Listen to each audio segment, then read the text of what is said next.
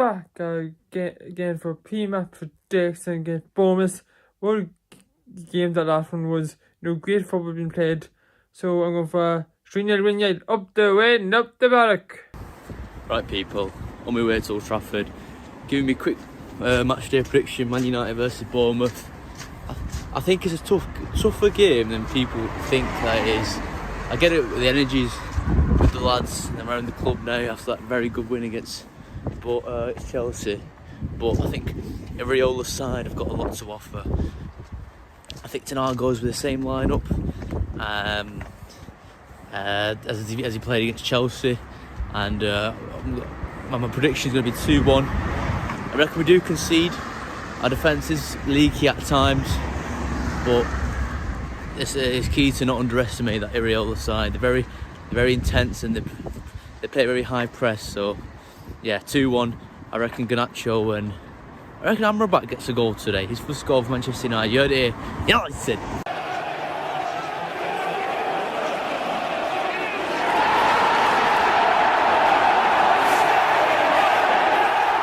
Hello and welcome to Stretford Paddock. My name is Joe, that is Jay. This is the Watchalong for Manchester United versus Bournemouth. A big game for Manchester United. It seems like it may not be a big game because it's only Bournemouth, as they would say. Do you know what? However, there's no such thing as no big games these days, is there? It's a great point, that, because it's weird how sort of your perception of certain teams is based on not their form, their ability, their standing in the league, but their name. Yeah. Like Chelsea, big game, big scalp, big win, yet they're 3 points above Bournemouth. Yeah.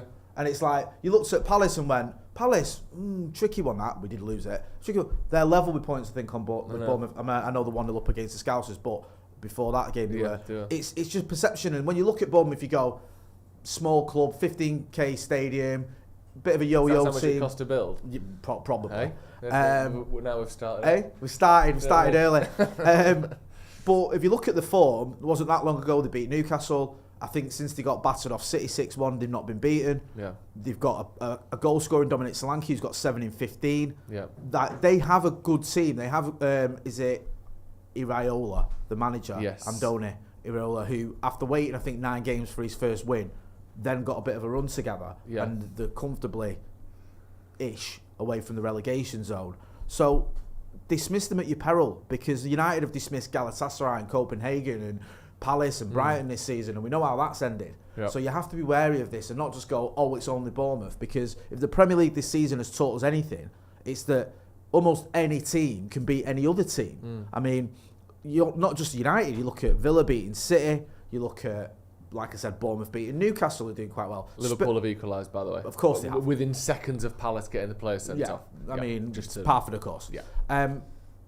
Almost every team is dropping points, and every smaller team is capable of taking points off a big team. So I don't think we can rest on our laurels at all against Bournemouth. No, I completely agree. And just looking, like you said, you mentioned their manager, Andoni Iraola. Yeah. And there's no denying that he and Harry Maguire share more genetic material than most people, don't they? Do you know what I mean? Do you see it, especially there, because it's slightly blurred? There's a Harry Maguire to him, isn't there? Do you see it? I think there's a Harry. I think if you cross Harry Maguire with Adam Crafton from the Athletic, yes, you get Andoni. That's Iraola. A very, very good shout. I think there's a touch of, if you merge those two, you know, that face app thing. And I like Adam Crafton. There's not a criticism of him. He's been on the channel. The fact that you've said that now, suggests that you think the obvious position would be to assume that that's a criticism. Do you know why I said that? Yeah. Because I think when you start putting Harry Maguire into a conversation about appearances, people think it's criticism, because he's got this reputation of like, oh, it's slabbed and all that. Yeah. But my point is, those two together look like Andoni. They do. Iraola. But yeah, they're a good team, Bournemouth, and he's done well there to keep them. They're in this sort of relegation conversation, but they're not one of the main characters. Do you know what I mean? They're the sort of the what would it be? The kind of Professor McGonagall to Luton's Harry. Relegation conversation, was that not the name of your band at school? Well, actually, what it was a podcast before podcasts. Relegation conversation was late 90s, Is it when you recorded it on cassette? Yes, it was. Sent it to your friends. Yeah, it was a podcast. Yeah, it was on cassette. Nice. But obviously, who knew how things would go? Just keeping obviously track on the Liverpool game. Big game for United. Big game for everyone. Because at all costs, we'd like them to not win the league. Liverpool also, just slightly irrelevant, wearing the worst kit in the history of football. It looks like what would you say? A sort of nationwide advantage card that's been glued onto a football shirt. It looks like a credit card rather than a kit. It's fucking gross. It is. I mean, and I'm not just saying that because it's Liverpool, but it is. I'd use the word hellish. Hellish, yes, it's a hellish kit. But they're going to win that game attire. now. Let's be honest. I think Andre Ayew, was it? Yeah, it's Andre, isn't it? Just double check. I always get my Ayew's confused. You don't want to be mixing him up with Jordan. Yeah, exactly. Oh, and of course it's Jordan Ayew. Fuck me, Andre Ayew hasn't played for years. I didn't want to question you. Yeah, no, it's Jordan Ayew, been sent off. And I haven't seen what for, actually, but he gave it the old, what, me? Me? Sending me off? Jordan Ayew? Are you confused? He can send Andre off, but he certainly wouldn't send Jordan off. Let's get into the United team. We'll get the graphic up in just a minute or two as well. Start with the big news? Yeah, let's just get into it. And we'll get to focus on the big breaking news with that team is that Andy Martial starts. Yeah. That's the one in it. All the rest is just fluff. What's going on there? Is that an eye for Bayern Munich? Is that maybe a hint that Højlund isn't fully fit? What do we think is going on there? I think it's an eye for Bayern Munich. Yeah. I think that is all it can be. And I think there is an element of you have to rest Højlund at some point because the games are like every 3 days or whatever. He's only 20 years old. He has had injury issues this season. I think it's a bit of a task to ask him because the way he plays as well, he's non-stop running. Yeah. So you can't just run the kid into the ground. I feel like if he was maybe 24, 25, a bit more experienced in the Premier League, just keep playing him. At some point you have to go, right, I'll just give you 30 minutes for this game. And the manager's obviously looked at it and thought, Bournemouth at home, Chelsea, I couldn't rest him for that. No. We've got Bayern Munich, then we've got Liverpool. He's going to start both those games if he's fit. There's no doubt in my mind. So this is the one. If you're going to take an opportunity to give him any form of rest, this would be it. Personally, I would have done it the other way. Yeah. I would have started him, tried to get ahead, and then took him off at half-time or after 60 minutes and said, you can just have an half an hour rest. But I understand why the manager's done what he's done. It's just... I think there's an element of me. Listen, I do like Andy Martial, I used to really like him, but I don't know. There's severe question marks around him, isn't there? I mean, rightly so as well. Let's be honest. We've not seen the best out of Martial in 4 years. No. Like, it's not as though, with Højlund, he's not scored in the league. Is he shit? Yeah. Like, that conversation, some people are having it, I think, wrongly, but, he scored 5 goals in the Champions League this season. Martial, the conversation is, how much can we get for him? He's not been a potent striker since 2021 and or 2020. He doesn't seem to fit the ethos of what Ten Hag's trying to do. Like from what I see from Højlund is he's pressing, he's running, he's always sort of on the front foot. That's not Anthony Martial, and I don't it seems a bit weird, and I think it is just purely necessity. I mean, we haven't really got any other options. Marcus Rashford is not a centre forward. So if you rest Højlund, you either play Martial or you don't have a striker. You just play a formation like Spain used to play. I don't mean this in terms 4-5-0. 4-5-0, you know what I mean? Yeah. 4-6-0. 4-6-0. I don't mean this in a... obviously it is cruel, so I guess I do mean it in a bit of a nasty way. How much better is he than having no one there? And I don't mean playing with 10 men. I mean... I would almost... I suppose you look at the bench, it's quite thin. But I would probably play Rashford ahead of him.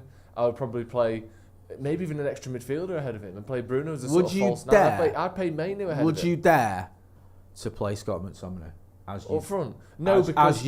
if you did do the 4-6-0 formation, but I'd Scott as the sort of the furthest forward player. So he's technically not your striker, but he's kind of the one leading the line-ish. Would you do that? No, because I just think it puts too much pressure on him then. He's good at arriving in the box from midfield. Yep. That doesn't mean that he'll be good at staying in the box, starting in the box, holding the ball up, running in behind. I completely agree. There's so many things that go into... Frank Lampard was a 20-goal-a-season player. Yeah. He wasn't a striker. No. And no one would have ever put him up front. It's like, it sort of works as it is. Like McTominay, I suppose the only reason you would put McTominay up front is to kind of take him out of the midfield, where sometimes he doesn't do all of his duties as well as he should. But I think it's a completely different job in it. Yeah. Like, you've seen it a lot where there's good sort of defensive strikers. Liverpool would have never played Firmino as a CDM just because he was, he got stuck in. You wouldn't play Tevez as a CDM. It never goes the other way. No. I know Rooney did later in his career, but that's a different thing, transitioning over years. But I think he scores goals from midfield, so play him in midfield. Yeah. Like that, to me. No, I agree. I think that we were talking about this in the office the other day, weren't we? And I think if you start playing Scott McTominay up front, people think you've lost the plot. Yeah. And people think you're doing that proper basic thing of he scores goals, play him up front. Yeah. Like when things were going wrong for Ollie and it was like we were leaking goals, so it's just like, look, just play an extra defender. Yeah. It's not that simple, and it didn't work. And also, you see it plenty of times as well where, let's say you're a goal down. And who was it particularly where, I think, was it Van Gaal? Or maybe Ole. I remember there was a lot of times where, I think it was Van Gaal, because we never scored. And we'd end the game with like 6 or 7 attackers on the pitch. Yeah. Like 2 wingers, 3 strikers and an attacking mid. And they're all just stood on the last line. And then you've got no one to give it to them. No. Like, you can't, it doesn't always just 1 + 1 = 2, more strikers equals more goals, because you still need to get the ball to the striker. Really, you only need 1 striker. Yeah. It's getting the ball to them in a good area that's the hard part. Do you remember when, because you like England, don't you? The football team. And the football team. I like it. You're a proud Englander. Do you remember when Croatia like stopped us going to the Euros in 2008? Yes. And it was the Wally with the Brolly with Steve McLaren. No disrespect to him, that's what the media called him. I love the guy, he's our assistant or whatever he is. He's won the treble, give him a break. But yeah, they called him Wally with the Brolly. And we finished that game, or England finished that game, with like every attacker who was English playing. It was just like, it was literally like 2-0-8 was the formation.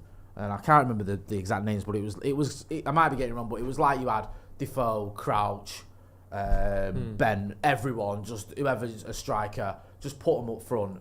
And it didn't work. That was like, he made change and just started throwing loads of strikers on. I think England lost 4-3, I think, in the end. But yeah, you can't do that. So yeah, I think this is the game. It might have been this one anyway. Croatia was another one. It was because Scott Carson was in goal. It was the 2008 Euros. 2007. England failed to qualify. Yeah. So let's have a look who was on by the end. Yeah. So we had, Defoe came on for Gareth Barry. Bent came on for Joe Cole. Beckham came on as well. By the end it was like Gerrard, Beckham, Lampard, Bent, Defoe, and Crouch all on. It was just, I remember like that. It was a mess. Because the point was, he just went right. If you're an attacker or if you can score goals, get on the pitch. And at one point, because Croatia, if you look at the Croatian team, am I right thinking? Yeah, it's not like they had Luka Modric in the middle of the pitch. No, their best player at that time was probably Niko Kranjčar. Yeah, and it's like, oh, hello, they're just sort of dominating the game here, and we're just throwing long balls up to lower strikers getting in each other's way, hoping that they'll get us some goals. It was a mess. How are your long balls, by the way? They all right? I'm on tablets. Good lad. That's all I'm going to say. We've got a few super chats. Of course we have. James Stewart says, for fuck's sake, Martial gonna do nothing again. I want to talk about him a little bit more before we move on, because I know we've mentioned it a little bit, but just in terms of what he is as a player and where he is in his career and where he is as a man mentally. What motivation does he have in a game like this, other than, I quite like playing football, so I'd rather score than not. Yeah. But he seems like the sort of player to me. And again, it comes back to his demeanour, which some of it you can't help, and some of it people, there are plenty of players who don't really look like they give a shit, but then you look at Messi, first 10 minutes of games he walks around, he's got his hands by his sides, he's sort of plodding about a bit, and then there's no question that he's the most motivated, greatest player of all time, or one of. But with Martial, he walks down with his hands around, and then there's no snap into action with him. Do you think he even gives a shit if we beat Bournemouth today? I do. I don't want to be too hard on the kid. I do think he cares enough that we win. Okay. I do think he has got a motivation to try and score goals and succeed. And I think, if I'm being kind, I think if he plays to his strengths, he can help Garnacho and Antony. Yeah. He is a striker that can link up well with inverted wingers. We saw that in the glory days of Ole Gunnar Solskjaer, when you had the likes of Mason Greenwood and Marcus Rashford getting lots of goals. Yeah. Because Martial's not that greedy. he is someone who you can lay it off to and he'll give it you back. Yeah. And if you've got someone like Garnacho, especially because Anthony can be incredibly frustrating with finishing, who can finish, then that might benefit him. So I do think there's a reason or a way this can work, and I do think there's a motivation there. The one thing I don't get with Martial is I don't quite get how he fits into what Ten Hag is trying to do. Yeah, he doesn't scream high press, does he? He is the polar opposite of Rasmus Højlund in terms of what he does. And even if you look at last season, there was a time last season when Wout Weghorst was getting in the team ahead of Martial. I know he was injured a lot, but when Martial was fit, there was times when Wout Weghorst got picked ahead of him because he did what the manager wanted him to do. He pressed, he harried, he got on the, he was good at sort of winning the ball back, and he would bring other players in as well. Now I know Martial could bring other players in, but he fitted the ethos a lot more than what Martial does. So it'll be interesting to see how United approach this, and do we change slightly because we've got Anthony Martial, or do we try and play like we would if we had Rasmus Højlund? But listen, and I know it's a big if Martial turns up, I've no doubt he can get a goal or he can help us get a win against Bournemouth. He did it the other week against Everton. He scored against. Yeah. Like he's not. He always scores against Everton. Yeah, he does though. He's not incapable of scoring goals and playing well. He's just not putting in the kind of performances where you go, okay, I can stomach the last 3 seasons because he's showing me enough now that he's back to his best, because we've not really seen that, have we? And like you were saying earlier, the last 3 seasons, let's not kid ourselves, they've been awful. Yeah. They have. Yeah. You know, he had a little bit of a purple patch at one point last season where he scored that brace against City, and he scored a few other goals as well, and his goal per minutes was quite good. The season before that, I think it was non-existent. He went on loan to Sevilla, and they more or less sent him back. And Liverpool have scored, by the way. They're 2-1 up now against Crystal Palace. Honestly, I know people go, oh, you should have just... If you're a footballer, if I was a manager and one of my players got sent off for something silly, or like almost anything, I would absolutely destroy them after the game. Unless it's an absolute travesty of a red card or an accident like Marcus Rashford the other week against Copenhagen. He just didn't mean to do what he did. I would be so fucking mad because you've essentially lost your team the game. The statistics on teams winning when they're down to 10 men is terrible. Yeah. Like if my player was just stupid foul or not doing the right thing, I would destroy them after the game. If Jordan Ayew was in my dressing room, he's getting such an earful. One thing that annoyed me about Harry Maguire. And listen, Harry Maguire now, he's turned it around. I'm not having a dig at the kid, but it's relevant to what we're speaking about. That game against Watford, Ollie's last game, you get a yellow card, right? I don't care if you're 8 years old playing for the under-9s or whatever, or if you're an England international who cost £80 million and you're the captain of Manchester United Football Club. If you get a yellow card, right, you don't do anything silly for the rest of the game. You certainly don't do anything silly 2 minutes later. Yeah. And what he did was, he was on a yellow, and he dove in with both feet, miles away from the ball, and got a blatant yellow 2 minutes later, got sent off, and that's his manager's job gone. Yeah. Ollie literally got sacked 5 hours later or whatever it was. Yeah. And then when he was walking off, Ollie sort of shook his hand, and I thought, why are you shaking his hand? Yeah, I'd be so mad. Because you've essentially lost us the game. Yeah, and cost me my job. You've lost us the game. That was it. In that instance, and I thought, Ollie deserved better than that. And Harry Maguire knows better than that. He's an experienced defender. Yeah. He knows not to dive in when you've just been given a yellow card. The referee's just given you a yellow. So that's in his memory. I've just given this kid a yellow. You know you're on a yellow card. Don't dive in. And he did. Got a second yellow. He's not the only one who's done that. We've seen Fred did it in the Champions League against PSG. I mean, it was stupid, and it does annoy me, and I'm with you. Yeah, same. I mean, you could also argue that Harry Maguire's reputation has only really recovered from that moment and the form that followed it. Yeah. What, 6 weeks ago? Yeah. Do you know what I mean? From that moment, you are right. From that moment until 6 weeks ago, he never got himself back in our good books. No. He didn't. Because under Rangnick, he was poor, as the rest of the team were. Under Erik ten Hag, he became the forgotten man up until recently. And no one was really fighting his corner. I've been giving you a lot of credit when I've been chatting to people and obviously on videos as well, because you kind of stuck with him. But even then, it wasn't like he's amazing and he needs to play. You were sort of pointing out that he's a good player. So much. Yeah, and there is a player there, which I respect, because a lot of people were saying he's always been rubbish, and he hadn't. We got to third and second. If we finish second this season, that's 2 good seasons, and that's what we had under Ole Gunnar Solskjaer. 3-1 Liverpool, just so you know. Oh. Not that it matters really, because 2-1 and 3-1 are essentially the same. No, it's not. And He's offside. There he is. Rightly so. Diaz offside there. Nice little finish though. It was, wasn't it? Let's have Sorry, I know this doesn't make great telly. I just want to see if he is on every offside. United fan he's cares, well offside. Cares whether Well, Liverpool I say are well winning offside. or not. In the modern era, he is because his shoulder's offside. Yeah, but he. They're playing at a sort of surprisingly high line, Palace. I know that they're losing now, so they're probably trying to get a goal. But even up until then, they didn't sort of sit back on 10 men. No. They stuck with it. And that's the Postecoglou school though, of management. Let's just exactly. keep going. Yeah, I feel bad for him. Postecoglou? Yeah. You know what it is with Postecoglou? Yeah. Right? He's a likeable guy. He's a bit of a breath of fresh air in his the way he approaches games, his press conferences. He's different. You know, he's a little. You know, it's very rare you get a sort of 50-odd-year-old manager who comes in. What is he? 58. I know Ten Hag's I think a lot older than people think, but I think Postecoglou is 58. 58. Yeah, he's 58. It's very rare you get like a 58-year-old coming into the Premier League first time, coming from Australia. He's got a sort of bluntness to him that you can appreciate. He's likeable. And when Spurs were flying, the football they were playing was good to watch. And you're like, all right, yeah, you know what I mean, you can buy into this. So there is a lot to like there. But also, some of the results he's had and some of the ways he's approached games, you kind of question it. Yeah. Because it's like, all right, yeah, this is all quirky and he's different and that. But you think, it doesn't make a lot of sense to do that, what you're doing. Like, this sort of devil-may-care attitude. At some point, you can't do that in Premier League. You have to go, okay, we might need to shut up shop a bit. We might need to sort of be a little bit more pragmatic. Okay, we've got to account for his injuries, whatever. And he doesn't seem to have done that, which is, it's exciting. But it's also a bit naive. They're not going to, I think that their aim at the start of the season wasn't to win the title. But let's assume everyone's aim at the start of the season is to win the title and you sort of adjust from there. Excuse me.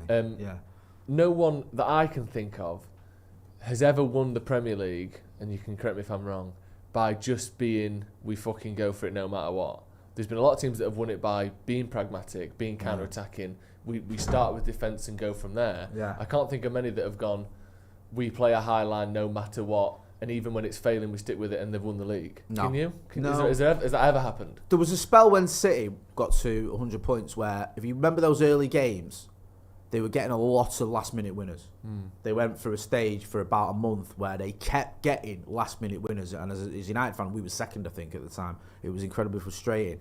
But they also had that pragmatism where, when they needed to, they'd go, right, defend now. Yeah. Right, we need to grind out a 1-0 here. Because it was obviously Pep Guardiola who knows how to win a league title, unfortunately. So, we've had teams that have done it for a bit. Yeah. But eventually, or for the games like they always say that win your titles, are where you go away from home and you grind out the 1-0 where you've had one shot on target. Yeah. I remember when we won the treble, I think it was Charlton away, where Dwight York scored late on. And it was a gritty game. Charlton probably had the more of the ball, would have arguably a better team. We got that 1-0. I remember at the Reebok, Berbatov, in 2009 season, I think it was. Another one, 1-0, late goal, gritty performance, defensively sound. It happens. Those are the games you go, that's a title. It didn't win us the Premier League title, but it helped win us the Champions League title. The games against Barcelona, home and away in 2008, they were not go and attack 'em, boys. They were counter-attacking, defend well, do what you can on the break. But you watch those games, they were they were tactically fantastic to watch, but they weren't free-flowing, high-press, high-line stuff with it. We had to beat Barcelona the only way we could. Do you know who had a fantastic game at Old Trafford against Barcelona? Do you know? A defender who was... Where's Brown? A 10 out of 10 performance. And I tell you what, I would love to sit on a stage and chat to Wes Brown about that performance, wouldn't you? Yeah, on the 28th. Should we do that? We probably should on the 28th of December. And where a better place to do it than Dublin. Oh, in front of the Irish fans, passionate. Yeah. Me, you, Steve, McCullough. Wait, is this happening? This is too good to be true, Jay. It is too good to be true, yes. But it is happening. Yes! We are in Dublin on the 28th of December with Wes Brown at the Red Cow. Me, Joe, Wes Brown, Stephen Howson, Adam McCullough, and even Uncle Webby making a little appearance. Stretford, Paddock, live. Yeah, and when we say we're going to be on a stage, we're not just going to be on a stage. We're going to be chatting to you afterwards. We're going to be mingling. We're going to be greeting, like we've done it before. It's just like having a big laugh. Yeah. So if you can get over to Dublin, or if you're in Dublin, we'll put a link. Joe's going to sort it out and get a link now for it. Yeah, the link is already in the description. Oh, is it? So sorry. I didn't realise. If you want it's to, in the description. He's going to put it in the chat. come down there, come and show us a little bit of love. We appreciate you guys as well. And trust me, it'll be a giggle, yeah? And we can go through Wes Brown's career, we can have a chat about the season, we can have a chat about Stephen Howson and what he's been up to. It'll just be a good laugh. So we're looking forward to it. And if you can join us, please do. There's a link in the chat and in the description. Nice little way between Christmas and New Year. I'm so excited for it as well. It was so much fun last One of the best. In fact, I probably shouldn't say this because I've got 3 kids and that, but the best night of my life last time we did a live event. It was honestly right up there for me. Yeah. It was amazing. You know what I mean? No offense it was so good. to my children. But yeah, make sure you come down. Talking to my kids, my little girl's gone to the game today. She's just got it's a birthday this weekend. Happy birthday. Yeah, and she's just got a kit that she may or may not have got from a place that, is questionable. With Garnacho on the back. Oh. She loves Garnacho. Does she? Yeah. So I'm hoping Alejandro. I love Garnacho as well. I'm hoping he pops up with a goal today. Otherwise, he's let her down on her birthday almost. Pathetic. Yeah. Would you rather she be your daughter or have Sam Clucas as your son? Who's Sam Clucas? Footballer. Sam Clucas? Yeah. Sam Clucas, yeah. Sam Clucas. There he is, look. Plays for Stoke, plays for Hull. The obvious question is, why have you chosen him as the option? Huh? Why have you chosen him as the option to be my son? Play for a year at Swansea. Right. Would I rather have him as my son? Now at Rotherham is all I'm saying. Would I rather have him as my son or my daughter as my daughter? Yeah, but you got to remember, in this world, you don't like swap him like in a car park. Right. She just wasn't, and he was. Clucas, look at him. Came through at Nettleham. Do you know what I love about watchalongs? What? Right, you don't often think you're gonna go down the rabbit hole of talking about swapping your daughter in a car park. But the reason, I'm saying the whole point, Jay, I said we're not swapping your daughter in a car park. Or not swapping my daughter in a car park. That's different, do you know what I mean? So essentially, anyway, the great thing about Clucas that you don't give an S about, came through at Nettleham, played at Lincoln City, then played for Jerez Industrial, which is a team. Is that like a Sunday League team? Well, it's part of the autonomous community of Cadiz, based in Andalusia, which is you're just saying words. Southern Spain. Have you ever been to Andalusia? That's where Malaga is, I believe. Then he played for Hereford, but then it was Mansfield, Chesterfield, Hull, Swansea, and Stoke. So he's done very well for himself. He has done very well. So I'm going to stick with my daughter, Esme. Happy birthday, Esme. I know you're not watching because you're at the game. It's not quite your birthday, but I'll give you a shout out anyway. When is her birthday? The 10th. Is that tomorrow? Better be. Better get a card. We're going to get a little name badge in that. A little pin badge. We've got a few more super chats. Danny Wild says, I'd play Scotty in Lampard position, play Bruno and Mainu sitting with Ahmad when fit and Garnacho on the wings. 3-1 today, up the Reds, up the Paddock, one love. My only issue with that is you just lose Bruno's creativity in favour of Scott McTominay's goals. And I think if they're both at full form, first of all, Bruno usually gets you more goals than Scott McTominay anyway. Just look at it season by season. I think he's always got more goals than McTominay for United.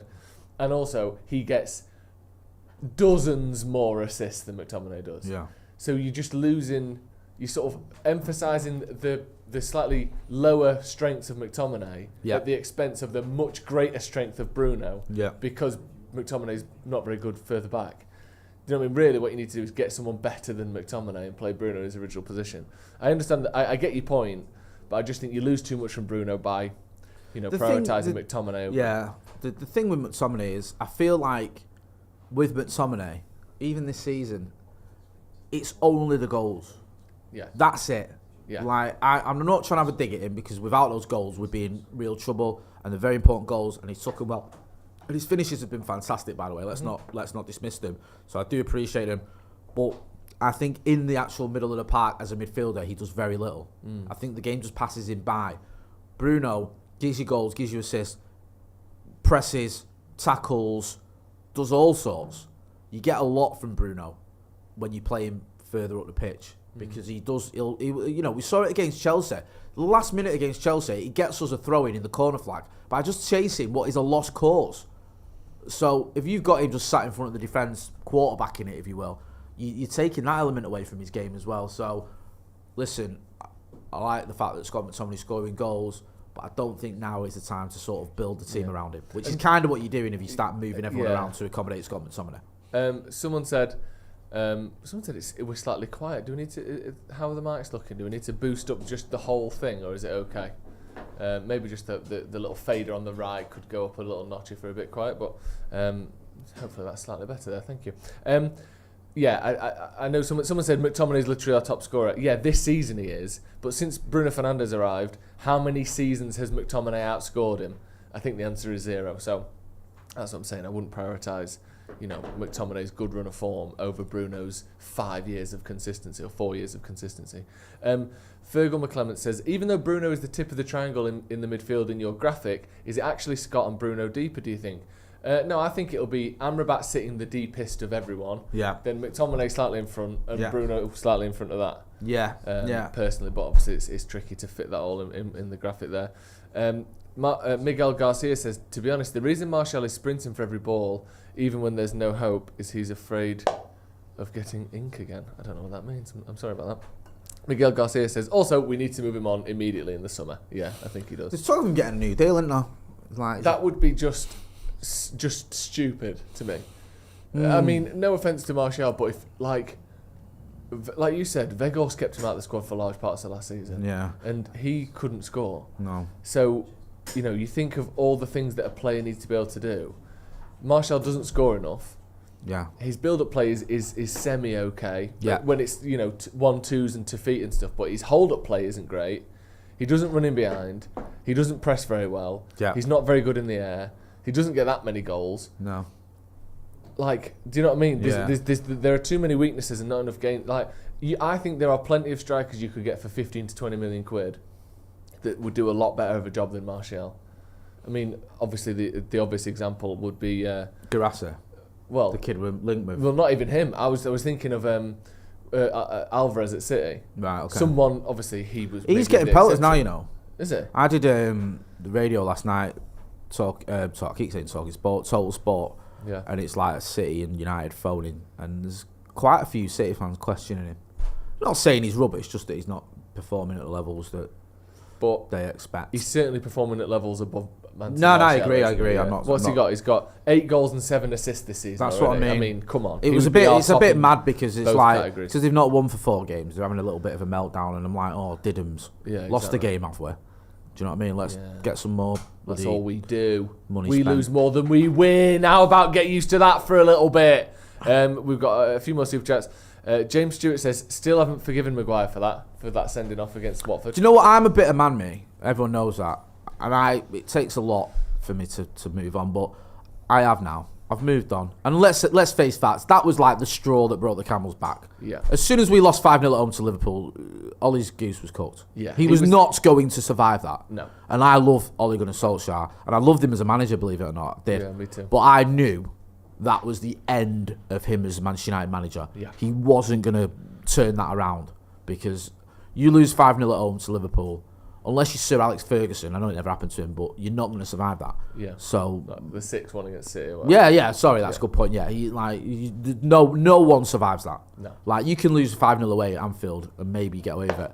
Well, tonight I lost 7, but at home, that performance as well, not a chance. But it was just frustrating to see it pan out the way it did. In Liverpool fans' heads, which one do you think is held more in higher regard?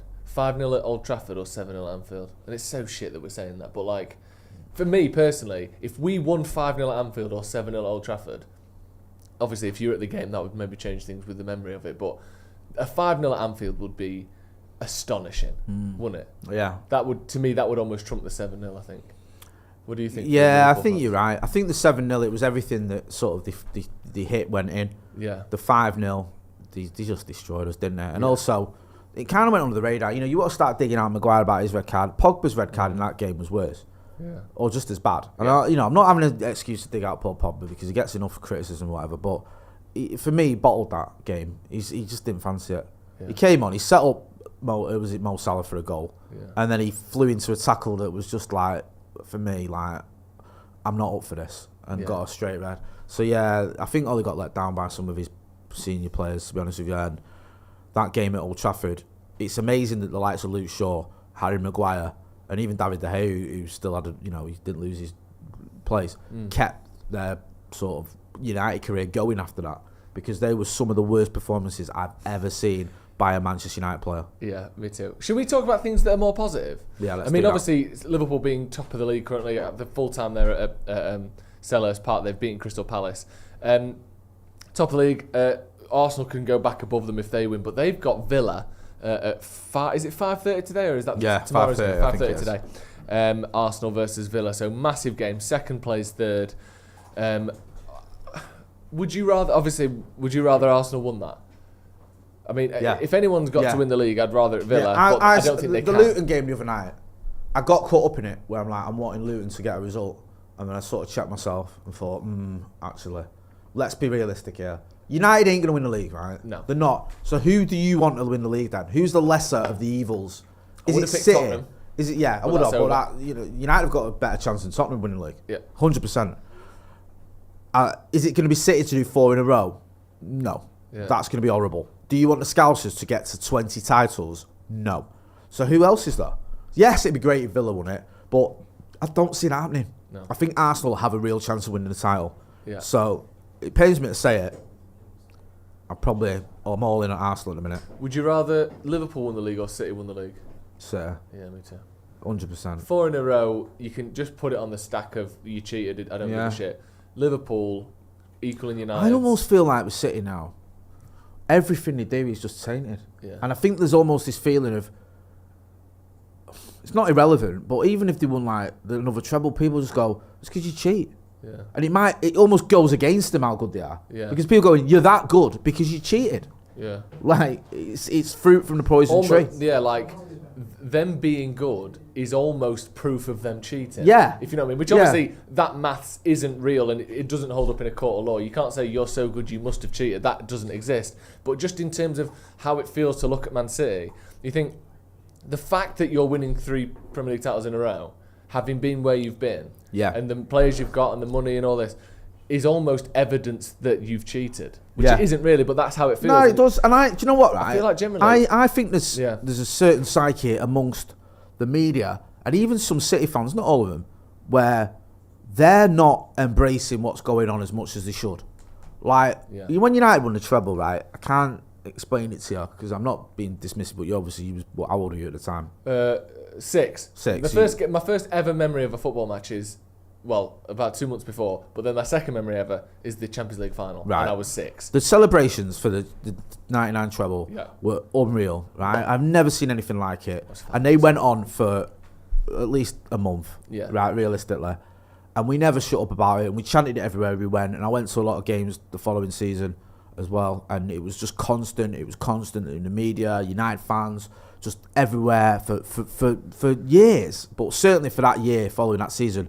And from City, it kind of came and went until it's almost like you forget. Yeah. And even when City came to Old Trafford, we got beat comfortably, didn't we, in the derby, unfortunately. And they chanted about it a little bit, but not much. And I always feel there's a little bit of a feeling of like, yeah, we've won the treble and City won the treble, but is it tainted? Is it quite the treble it's made out to be because of everything that's gone on? I don't feel like you can ignore those 115 charges. And certainly not until it's gone to court and it's dealt with.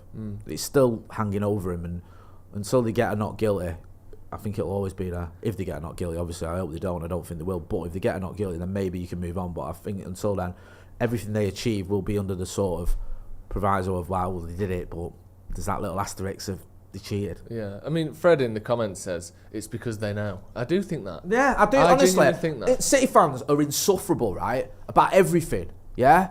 Honestly, I'm old enough to remember when they beat us 5-1 at Main Road. They never shut up about it for years until we beat them 5-0 5 years later. That was the only way we shut them up. And I remember we were stood at Old Trafford, me and my mates, when we played them, like, isn't it weird that they're not really going too tough on the treble thing? Like, and the media haven't. It's like the media never stopped going on about the treble and the achievement of the treble and all the rest of it when we did it. And this time round, it just kind of feels like it's like a begrudging acknowledgement of it. That's how I see it. And I'm not trying to be bitter. I'm not just like, genuinely, I'm comparing it to what my experiences. Well, here's what we can do, and this is we can. I will say this because this isn't bitter, because I'm more bitter about Liverpool winning the league than City. Yeah. It felt like the press were much more into, if that's the right word, Liverpool's title-winning team than these City title-winning teams because it was real. As much as it pains me to say it, it was a genuine achievement. Yeah. Like, I feel like that Liverpool side got way more accolades and credit than this City side have done, even though they've won less. Because people know that, you know, yes, they're horrible, but they did it the right way, and they just. And also, there's that thing of they wait, you know, 30 years to win a title. Yeah.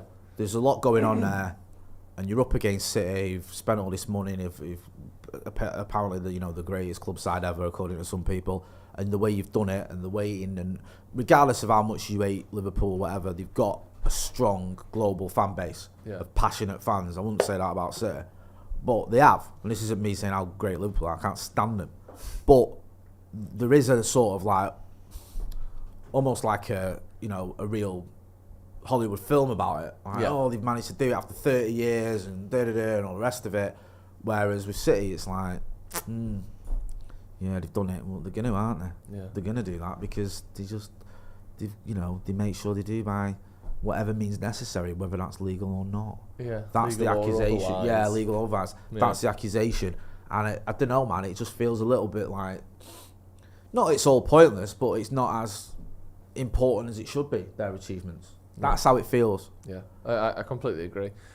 Just looking to this game then, United, Liverpool top of the league, Arsenal second, then you got Villa, City, and then 3 points behind City, which again, mad, is Tottenham and Manchester United. Tottenham ahead on goal difference. Are you stunned almost that we're in the position that we're in? Like, well, I know I've done the maths right. Yeah, if we win, is it 20-0 today? Yes. We go above City. Is that right? Correct. Yeah. Yeah. So, because they don't play, we could, we could go above them. That's crazy. That is. We mad. Just need to win 20-0. But it is mad that we could go level on points from them. I know they've got a game now. We haven't won 20-0 in years. That is true. So when was it? For every game under Fergie. So when was that? Do you know what was a madness? Right? Do you know what was a madness? Do you know, like, all them journalists got banned from the press conference the other day, and the Evening News did an article about it, and it was like, we've been covering United since Newton Heath. What's that got to do with anything? Yeah. Like, what are you on about? That's ridiculous. Like, and I'm only gutted that Sky Sports didn't say the same. Yeah. Like, we've been covering Manchester United since the 1800s. What? On Sky? Yeah? Yeah. We've been covering them since, what's his name? Who owns Sky? Rupert Murdoch. Rupert Murdoch was a wee boy in the 1400s. It was like a meltdown. You've lost your minds. Yeah. Just take it. And you're back in the press conference, like the post-match presser. They were there. You know, how can I hate Man United? A lot of my friends are United fans. Yeah. It was that. It was so bonkers. I can't be racist. Yeah. I was like, where are you going with this? You can still have fucked something up once or a few times. Just because you've been covering them for years doesn't mean you can't make any mistakes. You got to take it, man. Yeah. Take it. I spoke to Dave McDonnell and he took it, man. He's not being melodramatic about it. Do you know what I mean? He's back in there. He's moved on, sort of thing. And I think he's took it the right way. And I think you just got to do it that way. And again, also you got to realise as well. It's obviously it's a little bit of a punishment, but it's from United. It's a little bit of actually, just so you know, you can report on me being on the cusp of a sack. You can report on this, that, and the other. But we still hold a few cards here. It was I think, as much as anything, it was a little reminder of it's not the presser in charge of Manchester United. Just so you know, we can fuck you off if we want to. I think it was almost symbolic as much as anything. It was a technicality as well. Go full Andy Tate. You got the job on a technicality. It was you didn't reach out to us for a comment on this story, which you should have done. So we're banning you. And in fairness, they should have done. Yeah, and all United would have said is no comment. They would have just said that we're not commenting on that, or they might have said that's not true. Yeah. But they didn't, so they went, right, technically you've not done what you should have done, we're banning you. Listen, I'm all for a bit of a fight, and I see a bit of a fight with Ten Hag. I see that in his press conferences. I've been at those press conferences where you can see a manager is losing faith in himself. You can, I've done it, and I've not just done it at United, I've been at like clubs like Burnley and Bolton and Blackpool and any other team that begins with B. But I've seen it where managers are like, you think he's dead man walking him, he's almost on his way out, he's given up. I see that fire in Ten Hag's belly, and that's what I want to see.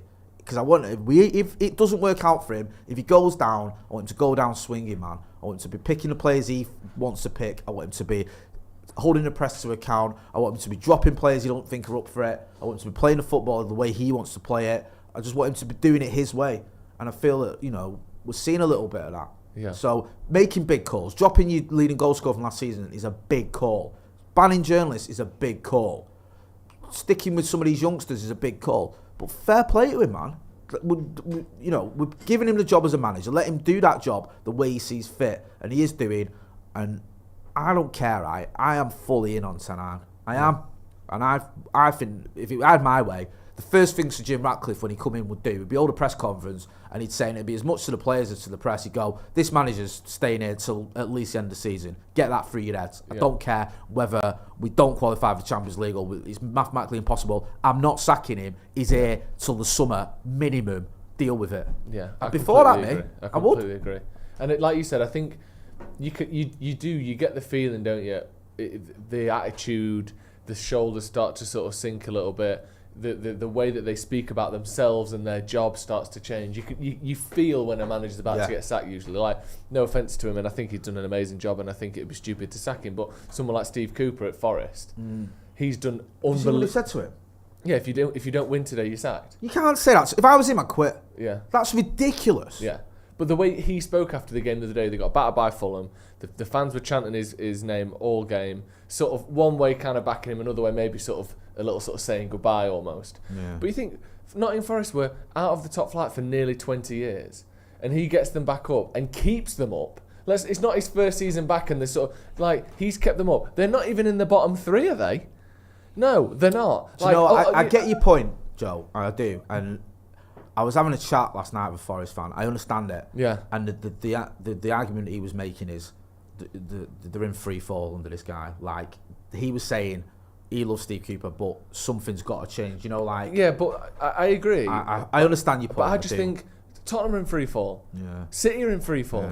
Yeah. If you're a team that is on the cusp of relegation all season, which is where they're going to be, there are times where you're in free fall, and you always see it. They've won 1 in 20 away. Who was from it? home Who or Bournemouth whatever. had before Gary O'Neill? It weren't Scott Parker who went there, was it? Yeah, I think so. All right, but he was the same. He brought him up, and then it's like he did, but Bournemouth had been in the Premier League recently. I understand your point. I do, because it's like the whole Bielsa thing, innit? He got him up. They had a good season. Then when the wheels came off, they brought in. I mean, the example you can always look at is fucking Jesse Marsh, whatever his name was. Yeah, he's obviously bringing in at Leicester, them sacking their manager and bringing in Ranieri, and they won the league the year after. Yeah. But the point I was meant anyway. No, it's okay. No, I like the conversation along the way. Is that you could tell from how he's speaking about that that he knows he's done. Yeah. And I don't get that feeling from Ten Hag at all. No, I don't. It's little things he's saying, little things he do, and one of the thing that I hate most about what unravelled for Ollie, right? What are you laughing at? Go on. Are you allowed to read it out? I think just about. Go on. Miles says, Steve just got out of a headlock Cooper. Yeah, that's mean, but I get it. It's amazing because it's not even a specific. I've never heard that used as like, oh, look at this one. It looks like he just got out of headlock. I've never even heard that. And yet it makes so much sense. Yeah. And it's absolutely spot on. And oh my God, sorry about that. It's alright. But like, one thing I hated towards the end with Ollie was he looked done. You could see he was hurting because he gave a toss. He's in his dream job. It's all unravelling. Too many players just couldn't be bothered. And he'd protected him. He'd looked after him. A lot of them he brought in. And I felt he sold him short. And then you had all these just horrible people online just being minging about him. And fair enough if you don't think Ollie's the right man for a job or you think he had to go, because I kind of got it, and I thought after the Liverpool game he was done. But then you've got people saying, proper horrible things about him. And whether you think he's the right man or not, A, he's working under Glazer regime, so that's never easy. And B, he is a club legend. Yeah. Like, you don't score a winner in the Champions League final to win Manchester United the treble and not be a legend. That doesn't happen. So that was really minging for me, the way it all sort of panned out and the way he was treated. And I even saw people kicking off about his farewell video. Shut up. Yeah. If he wants to do a video saying so, also, he's not the same as Jose Mourinho or Louis van Gaal or David Moyes, who have got nothing to do with Manchester United. The majority of his footballing career as a player or as a manager has been spent at Manchester United. He has won us unprecedented things as a player. Yeah. He's not. It's not like, a manager's been in the job 8 weeks and he does a little video saying goodbye. Yeah. This is a bloke who has done more for Manchester United, and Manchester United probably means more to him, and he's done more for the club than any of us watching right now. Yeah. Do you know what I mean? He is Manchester United, and some of the greatest moments we've ever had came from him. So for him to do an emotional goodbye is exactly what you would, or what I would expect for someone doing that in that position. And just on Sancho, there's an interview. It was in the Telegraph. I saw a lot of the quotes at the time. Sorry, but I think it came from an interview maybe with Andy Mitten, but he was talking about a few different things, and obviously talking about Sancho. He said he wouldn't do anything different in terms of how it's gone with Sancho. He also mentioned about everyone was telling me you can't succeed in this job. They said it was impossible. I wanted the challenge. I knew it wouldn't be easy, but it was such a great job with such a great fan base. Like, it was quite an honest interview where, you know, you don't usually hear the manager saying everyone said this was a fucking bad idea because this team is mad and shit. You don't usually hear that, do you? No, you're all right there, producer. The telly's not switched on. Yeah, I'm just going to get the remote. Get the remote. It needs switching on at the wall. Yeah. There we go. There we go. We're getting there. He's doing a good job. We've also got producing for us today, Nick from Real Reds Talk. Yes. If you've not checked out Real Reds Talk, I'm on there at least once a month. It's part of the rules. We're all from Eccles. We stick together. M30 massive. Big shout out to Nick. And go and check out Real Reds Talk, right? Because I love these guys, Nick and Sam. Although they do take the piss a bit. Yeah. Because they've just started and then they get like Laurie Whitwell and Kieran Maguire on there. And I'm like, hang on a minute. Who are you little upstarts just getting like top tier journalists on when you've only been doing it for about a week? Do you know what I mean? We have to work hard for them journalists. I know. And they just like, do you want to come on my channel? Yeah, right, we like it. It's good. We'll come on. That's great. Abdul has entered the building as well. We're hearing from him at half time. Actually, if we can get him on a little bit before. Yeah, let's get him on here. Abdul loves to talk, right? And then carry on talking as the game kicks off. It's kind of a new tradition on this channel. Talks from just before kick-off to half-time. Until and then it's Abdul's go-to talk. And then I look horrible by interrupting him and going, sorry, Abdul, the game's just started and United have just conceded. But the great thing with Abdul is he's always got some angle on something that we have usually missed. The great thing about Abdul is, unlike me, he does his own work and he knows lots about the opposition and all that sort of stuff. And I'm like, Bournemouth, Solanke. Just looking ahead, obviously 5 minutes till kick-off now. Give me your score predictions in the comments. Who's going to score? What will the score be as well? Jay, I'll start with you. Scoreline and scorer, please. How are you feeling now? You've seen the lineup. What are you thinking? I think we'll win. I think we'll win comfortably. I think I said 7-0 on the preview. I may have been a bit tongue-in-cheek. I think we'll win today. Yeah? I think we'll win 3-0. Yeah. United's team, I know it doesn't matter, but United's team in the tunnel there couldn't be less of a lineup, could it? It's what like, are they doing? There's a cluster of 4 of them, and then like no they're waiting one for else a dealer. is out. Like they just all stood around with the jackets on, Bournemouth chatting. stood like in a line, proper United versus Arsenal, Roy Keane versus Vieira style. Yeah. And we looked like a few lads sort of chatting outside an Asda. Oh, do you know what? Like you can see the mascots there. Did you see that little mascot ahead of the Chelsea game? No. He was on the pitch going, come on. Was he? Yeah. Love that. Absolutely love it. Yeah, the players are going out onto the pitch now. Another big game in it. Yeah, do you know what I mean? Big game. We'll be hearing from Abdullah in a sec. Yes. Like I say, any score predictions there you want to run through, my friend? friend? I'm going to go through some of these. So, Fred says six hat-trick Martial McSauce brace. Can we just tilt that down a little bit, please? Thank you, sorry.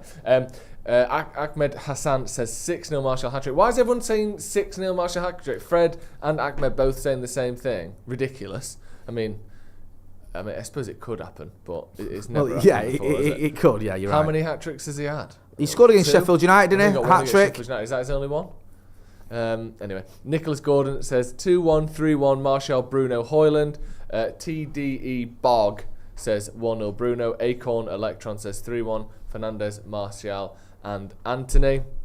Everyone predicting wins, which is obviously good to see. It's worrying, isn't it? Not that it means we're going to win. We predicted a loss against Chelsea and we won. Maybe we should do that again. All right, we're going to lose. Although we have predicted a lot of wins that were wins since we started this, haven't we? Yeah, well.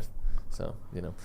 Right, we're going to hear from Abdul. We've got a couple minutes till kick off. Sorry, Abdul, we're not giving you much time here before the game kicks off. We literally got you set up just in time. Quickly, how do you see this game going? Give us your expert opinion. Obviously, Bournemouth have been in good form, but we've seen if they seem to go blow for blow, and they tried doing that against City, and look how that turned out. And again, Chelsea did that against us, so it could work out nicely for us. Yeah. Interesting to go with Martial today. You know, considering like Hoyland needs to get going, but maybe it's trying to bring him off the bench and find a different angle of getting him going. But yeah, I've just had to walk across the rainiest of Manchester's. Oh, was had to it? park miles away. Did you not have an umbrella? Chaos. In fact, No. do you know what? Right, can we go into Joe's single? All right. Go and Abdullah walk round here. Swap with me, brother. You're gonna go for I'm going to go for a little wee wee. big pre-match toilet. Yeah, and you can do some comments while Abdullah comes and sits in. Lovely. And Abdullah, you can Dan give us says, where can I watch the game?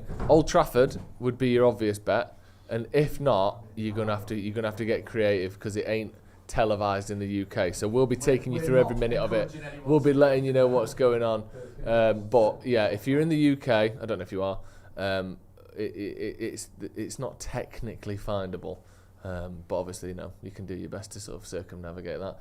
Abdul, nice to see you. You were over there a minute ago, now you're here. Yeah, you are I'm looking here. very moist, actually. Is it chucking Mate, it down? It's not just like it's horrible. And Is it?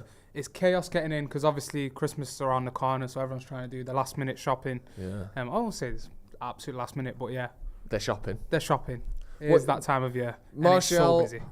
Let's, instead of looking at it from a Hoyland perspective, from a Martial perspective, what can he do today? What do you expect from him? And can you see this formation and this lineup working well for United?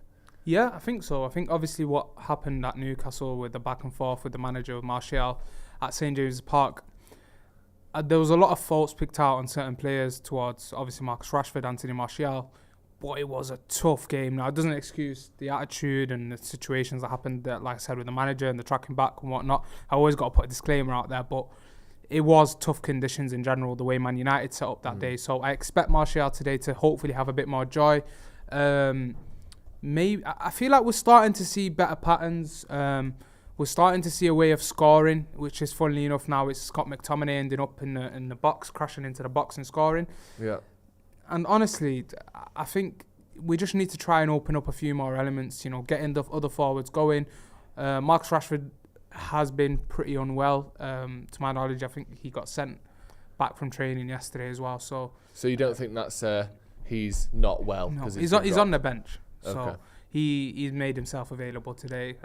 From what I know, Do you know any more than that? What No, he's he's shitting just himself, been he's unwell. vomiting, or he's just? I don't know the details. Come no, on, I just tell me. You were in the house. What was he doing? I just know that he's been ill, and he's made himself available today. Wanted to be on the bench. Good. So I hope that him and Hoyland potentially come off the bench and get going. Yeah, we've kicked off, by the way. You can see in the Yeah. bottom corner. Sorry, Carl. I know obviously everyone has points of views on different players. We've seen it with Maguire, with now Martial, with Marcus, and a lot of players. But we do want everyone to just get going. In general, we're coming to that part of the season where a lot of big teams are dropping points as well. You got Man City, we're clipping at their heels, which is interesting considering the season we've had. Luke Shaw, what are you doing? That's not a foul. I'm glad Onana didn't commit there. But what is Luke Shaw doing? Blind pass almost with his right foot back to Onana.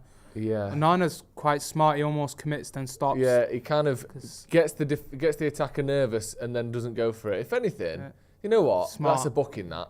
That's isn't a it? dive. That Solanke there. Solanke Why is has waiting for Solanke contact. fallen over there? He's for waiting no reason for contact. whatsoever. Yeah. Can we get a bit of volume if possible? I don't know if it's. This is where, like, with Luke Shaw, he has good performances at centre back, definitely, and we've seen the difference with him and Lindelof, didn't we? Like against Chelsea. Like I don't know how you felt, but the first half against Chelsea just felt so open, like in that central area. Whereas, like when Shaw was on with Maguire in the second half at centre half, I definitely felt like we were a bit more shored up. Yeah. But still, Rafael Varane, very interesting. Rafael Varane. What do you think's going on there?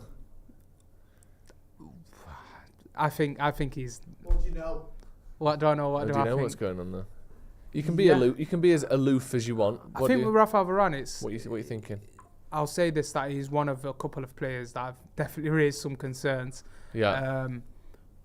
Unfortunately, there's talk that he's spoken to his agent and stuff like that about, Eric Ten Hag and what it means, whether Eric Ten Hag stays and what it means for his career at Man United. So Right. we'll leave it at that. It is very interesting, and it's not fitness only. People last game, I quoted it on Twitter, and there was something about him having a sore back or something, and I was like, sure, mate, he definitely didn't have a sore back. Right. But yeah, obviously he's seen his arse after the City game. Getting dropped. He didn't really like the fact that Evan starts over him. Oh, we're in the box. Go on. Oh, Reguilon, on his right foot. That'd be good if Reguilon gets a goal. He goes back to Spurs, right? In Jan. I think it's January, isn't it? Yeah. And I'd imagine I'd imagine Spurs might actually take him back. Might be wrong, but they've had a bit of an injury crisis in defence. Yeah, and I'll be surprised. Yeah, and Davis is sort of coming to centre back. So, also Doggy made a mistake last game. He's looked really good for them, to be fair. Yeah, he has. Reguilon just having a shot before. Ball sort of spilled up into the air, cleared away eventually by Bournemouth. But United looking more dangerous there. Interesting. I've sent you something to the laptop as well, guys. Yeah, I was just on it, bro. Okay. That's okay. Yeah, but really hope we get... I've not even done my score prediction yet. Go on then, what are you thinking? I traditionally only go with one score prediction. 3-1. 3-1. But I feel like I want to change it today. To maybe just, bring some luck. I'm going to go 5-1 Man United. 5-1. And Højlund and Marcus Rashford are both scoring off the bench. Bloody hell, I'll take that. So, who else is scoring then if it's 5-1? Solanke. Yeah.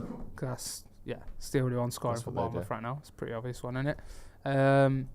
For Man United, I'd say Garnacho. Yeah. Throw a surprise in there. Delo. Yes. I mean, we've got now 4 goal scorers. One more.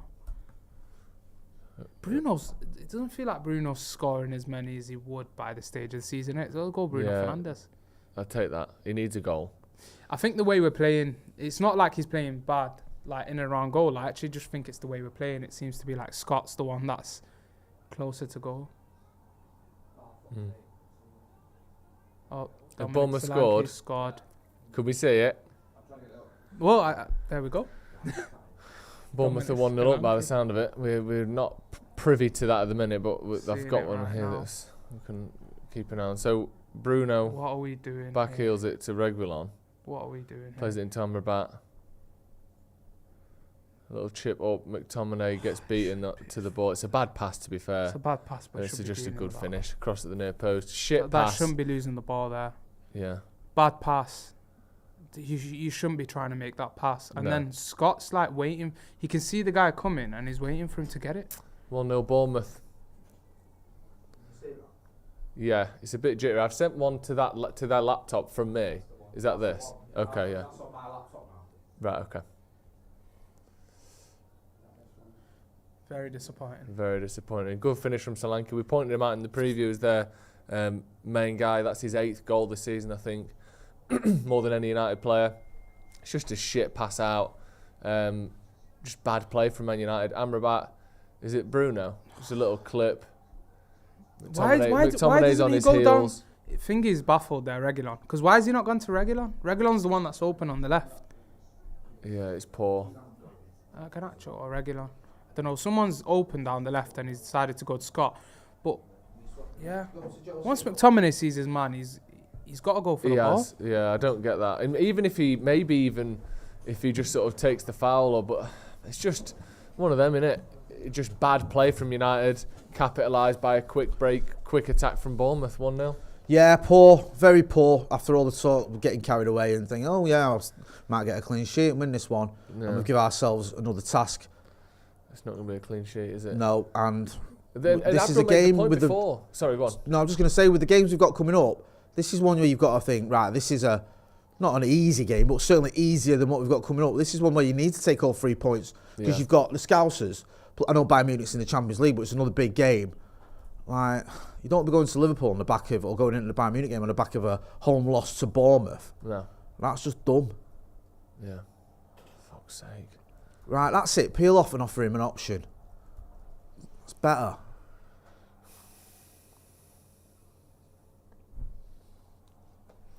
Sorry, I'm on my phone here as well.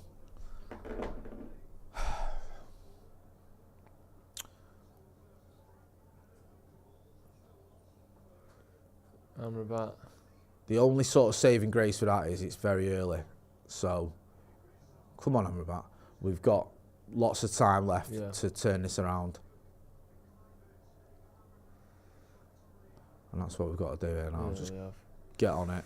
Yeah, Abdul made the point before that Bournemouth play high up, they're attacking, they're aggressive. Yeah. And that is our absolute kryptonite. Yeah. Like, every time we've played a team that really pushes and presses, other than maybe Chelsea. It's a bad touch, that, I know we've got away with really struggled this season.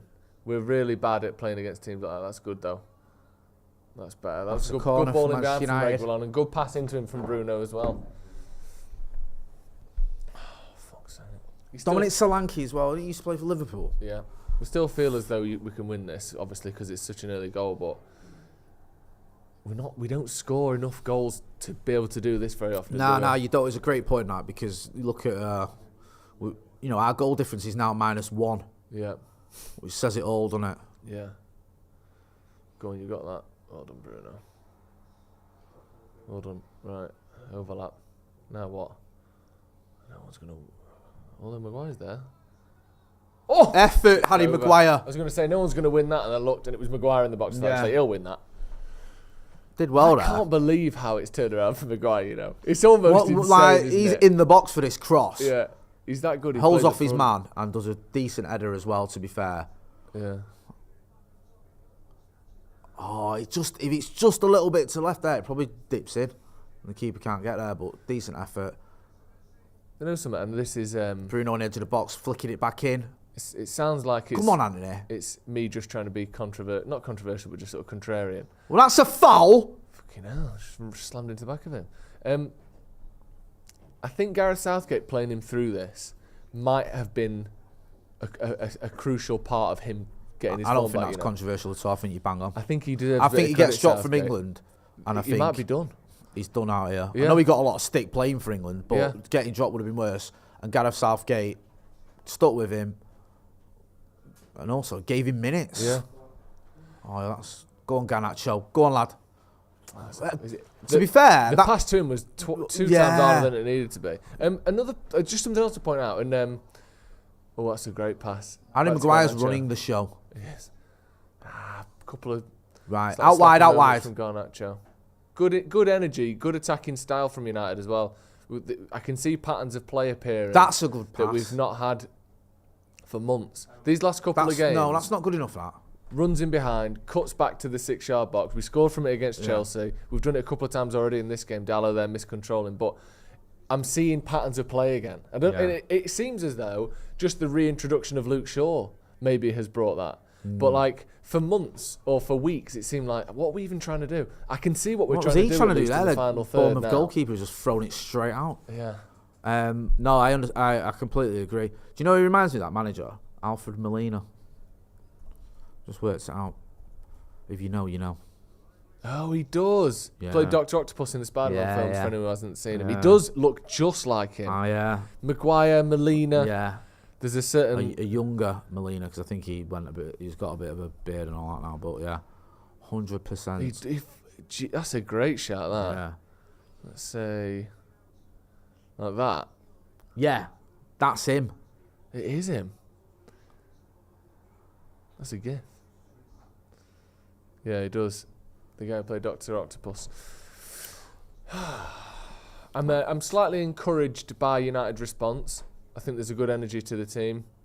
And like I said, I'm again encouraged by the fact that it feels like we can see patterns Yeah. repeating themselves, which is something I didn't see at all from about the start of September to the end of October. No, you saw it. I know you couldn't really tell too much because it was like a bit of a free-for-all, that game. But was it against Galatasaray? You started seeing it in parts. Then you're like, I've not seen this all season. Yeah. And then we was seeing it against the day. Yeah. United was, I hate it. The one thing I hate about this is if we get caught out, Yeah. it's like it's an uphill battle. Yeah, it is. The problem is, well, that goal, I know it was a mistake, but the honest truth is we didn't do that much wrong. Bournemouth were just good running, good pressing, Awful good that passing. Marshall. It wasn't a catastrophic mistake from United. It was just well He executed. got the ball. Counter-attack from Bournemouth.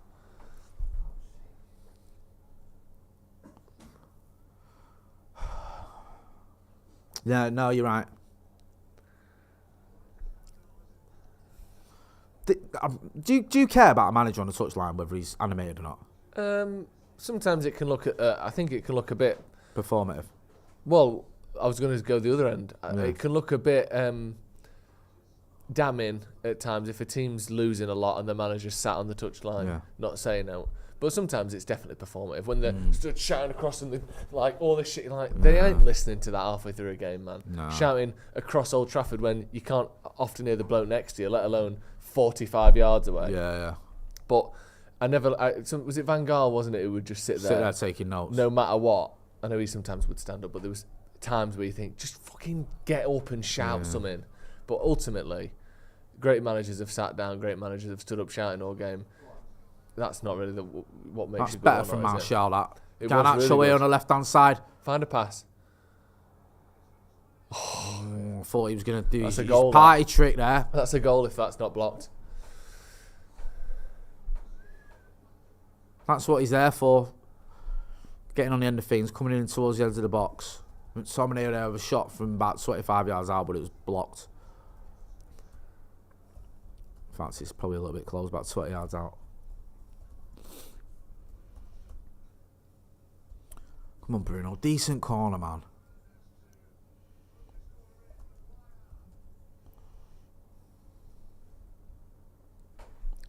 Right, go on. Nice. Keep the ball. There it is. Loads of space to turn. Well done, Dallo. Don't shoot. Well done.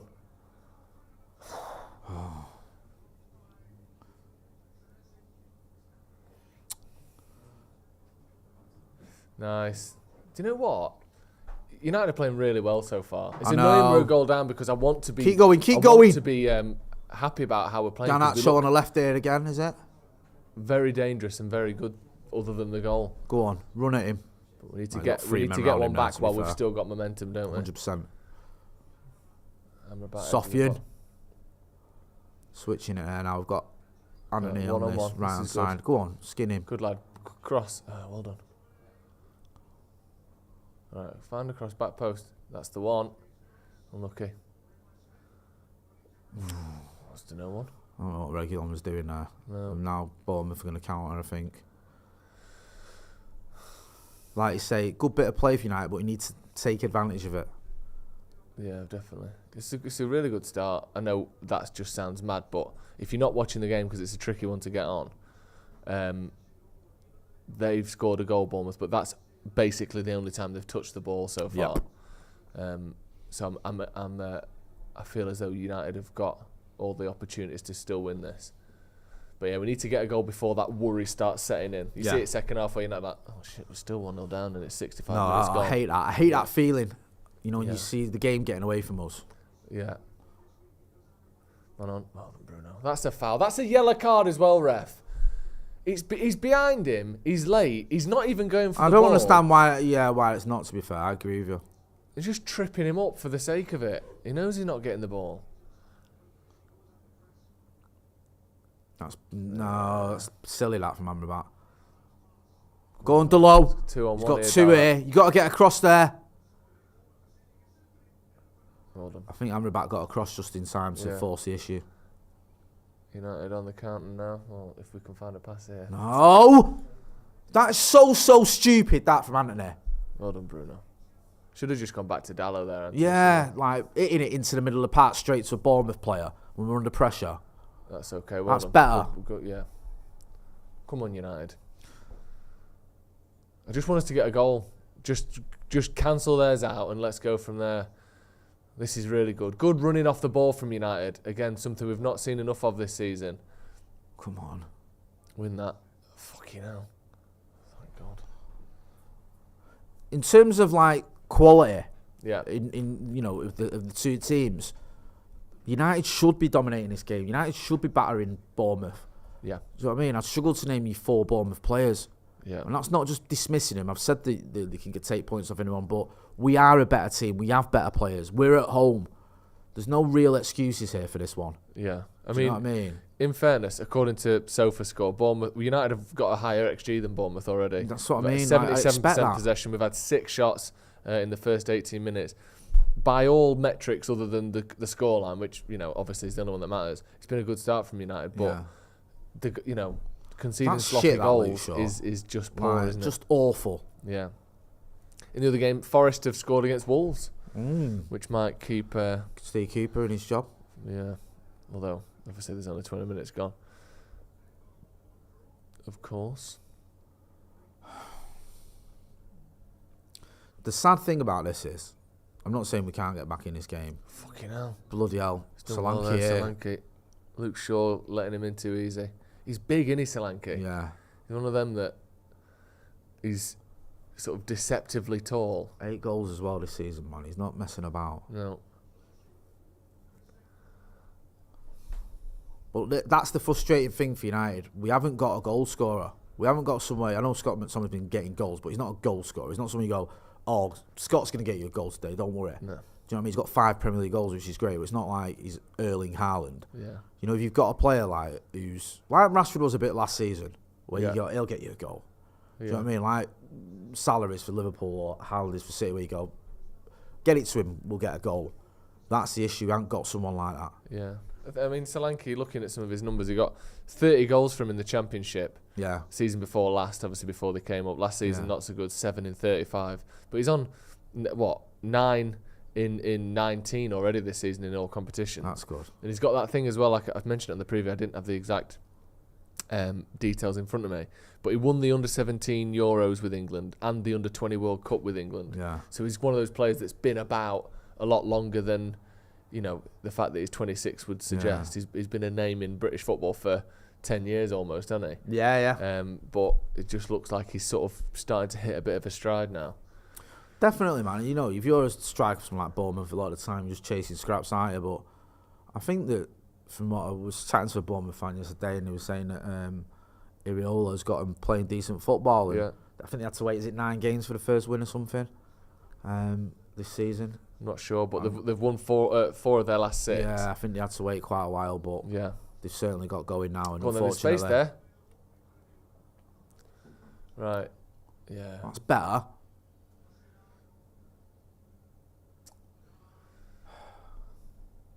Go overlap now, overlap. Go on, he's opened it up for you.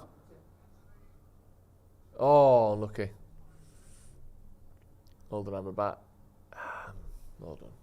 Good play that from United. Go on, Harry. That's what you need do to it on your own, lad. Go on, Play little high, shimmy you there. gotta win Turn the the ball pace back off you high go, up. son. Yeah. Look at that, Maguire overlapping. Just give it Maguire. Hey. He is overlapping and all. Just seeing here. Is it a goal for Everton? No, this is an old that bit of about footage. 2 months ago. Yeah. It's just snuck in.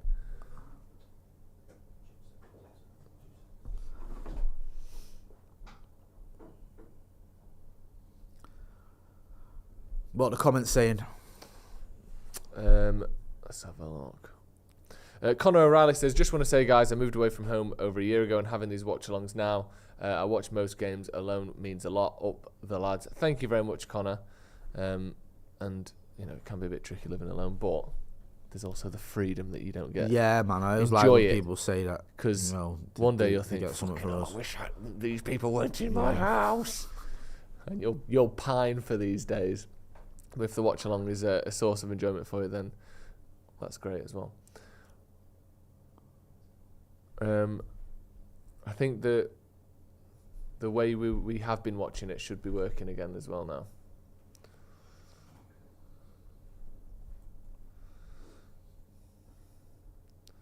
We're just seeing that Bournemouth goal again. Simple stuff, innit? Good side foot. To be fair to him, it's a lovely finish because he finds the bottom corner. Good finish, and I don't want to be disrespectful from Bournemouth because I've been like, we've got the better players and this, that, and the other. But I did say they have got some good results. But Dominic Solanke shouldn't really be getting. He takes it well. We shouldn't be getting opportunities like that, at Old Trafford. You know what I mean? We kept Erling Haaland quiet last season. I don't think he got a chance like that. No. And it's like this season we've just not really got going, have we? Consistently. I know we had the manager a month in November and won all our games, but we're not like we were last season where you felt we'd really sort of kicked on a bit. I know the points isn't that different, but this time last season we'd beaten Arsenal. That's better from Martial. Oh, look, a good play there. He did well there because he chased down something and sort of forced the issue.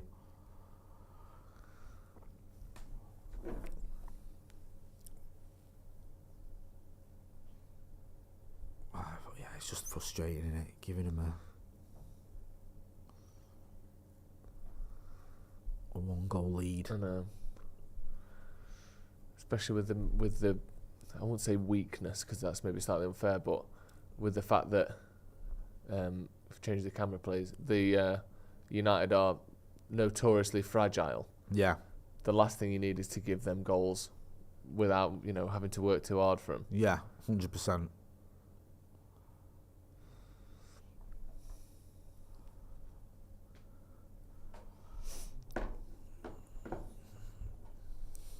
Liverpool winning again today as well, man. Yeah. It's that game against Anfield looming over us, man. Just the thing with the Bayern Munich one, right, is it's almost like a free hit because the chances are you're out either way.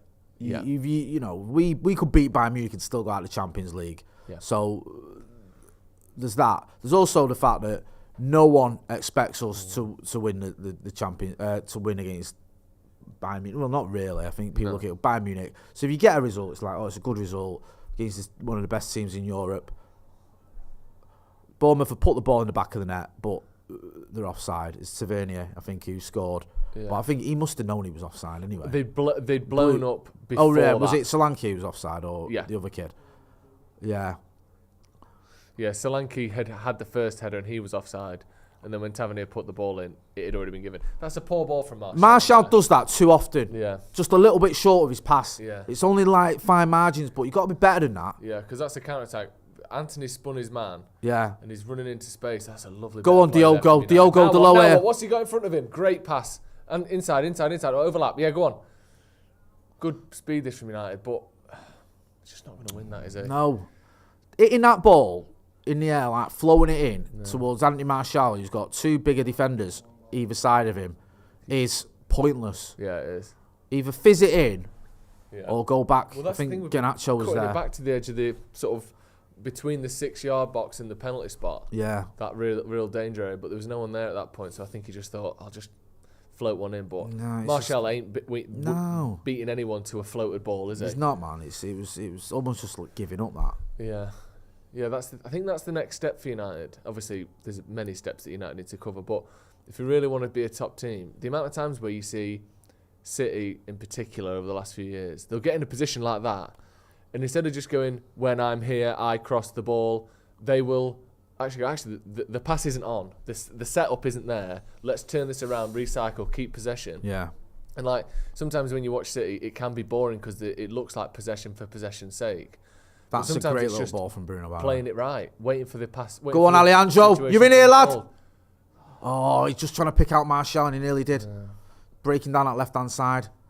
Bruno's been everywhere again today. Yes, he always is, though. This is really, really... Pass from Garnacho really back to Bruno. From United. Watch that counter. Okay. Yeah, it is. I think there was a foul there. He nibbled at him there. They're the fouls you have to give away in a system like this. You haven't given a booking away. You've stopped a counter attack. That's good. I don't mind that at all from McTominay. And it was sort of half each, wasn't it? I think Martial needs to do a bit more to find space there. And no, actually, in fairness, he's in a bit of space. He's in a good position. He's just unlucky. Hey up. Man on. Well done. Good touch. That's it. That's it. Now. Keep it simple at the back there. Yeah. Right. Who's he got on here? Who's he got to pass it to? Right. To be fair, the movement there was shit. It was a shit ball from Garnacho, but he didn't have much on, did he? And Bruno was pointing to the corner when there was no one there at the time.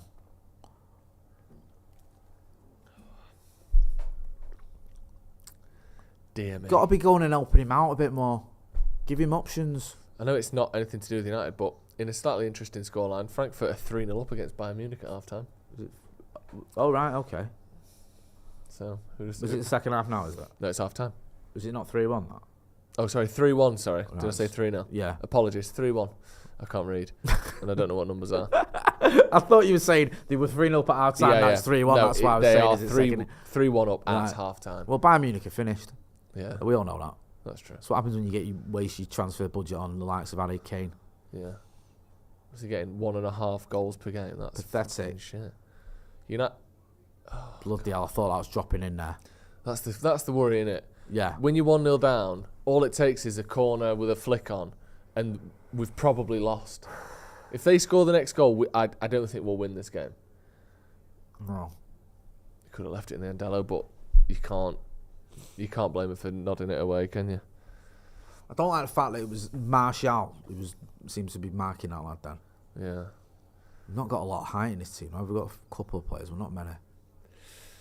Again, they've won it at the near post again, Bournemouth. In the Championship, we've got the Solskjaer coach derby, Middlesbrough versus Ipswich. Go on. 0-0. No, there you go. Defensively solid. 28 minutes gone. And yeah, the only other goal so far is the Forest one. The Kieran McKenna story is mint, by the way, isn't it? Yeah. Like, it is very, very impressive, actually. Absolutely smasheroony in it at Ipswich. Yeah. After a lot of people with no knowledge or insight whatsoever assumed he was a terrible coach. Yeah, got him promoted out of Move out of the fucking way. And 3 points off the top in so far. Actually, I think they're level top.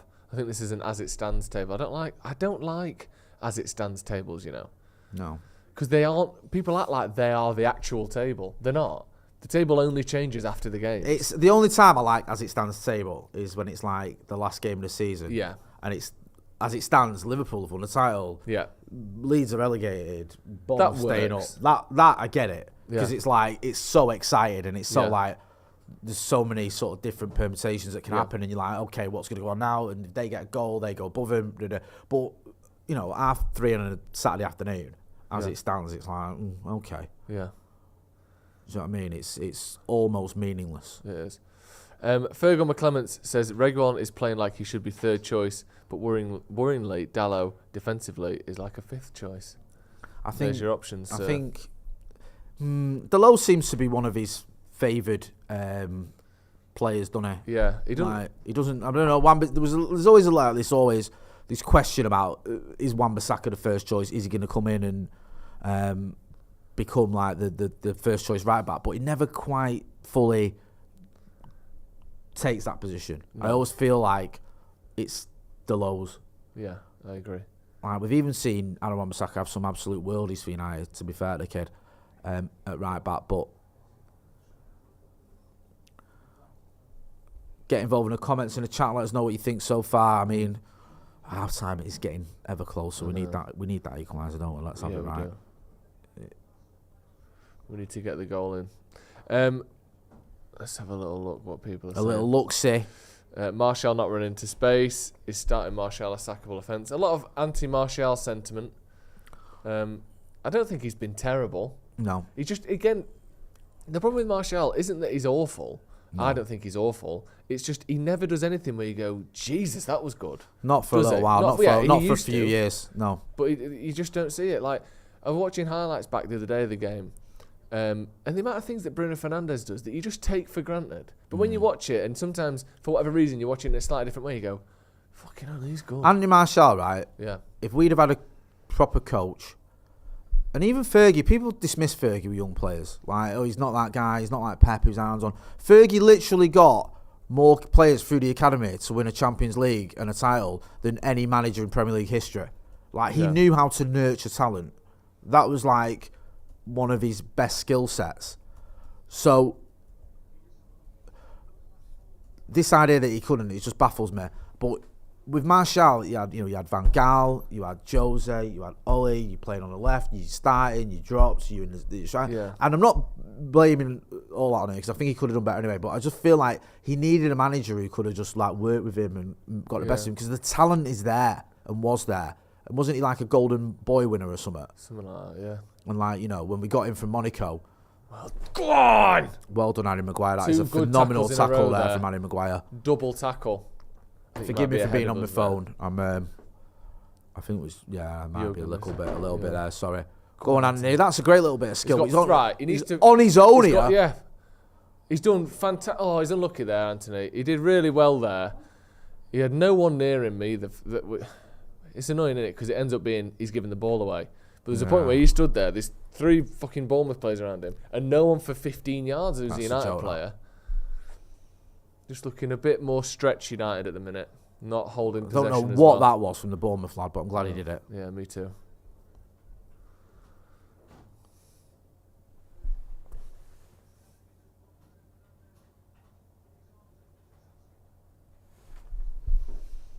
Bruno Fernandes annoyed there. He felt he got blocked off.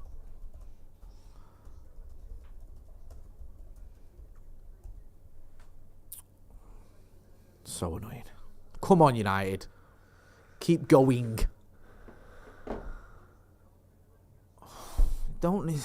Jesus Christ. He's saying there, Garnacho, you can play that into space for me. And instead he's hoofed it up to him, Sofian Amrabat, with almost zero chance of trying to keep that in. Or keeping it in, I should say. You can always try. Yeah. Been a bit of a sloppy start from Garnacho today. Giving the ball away a bit more. Yeah. And a few passes gone awry. Fair enough, but not his best game as of yet.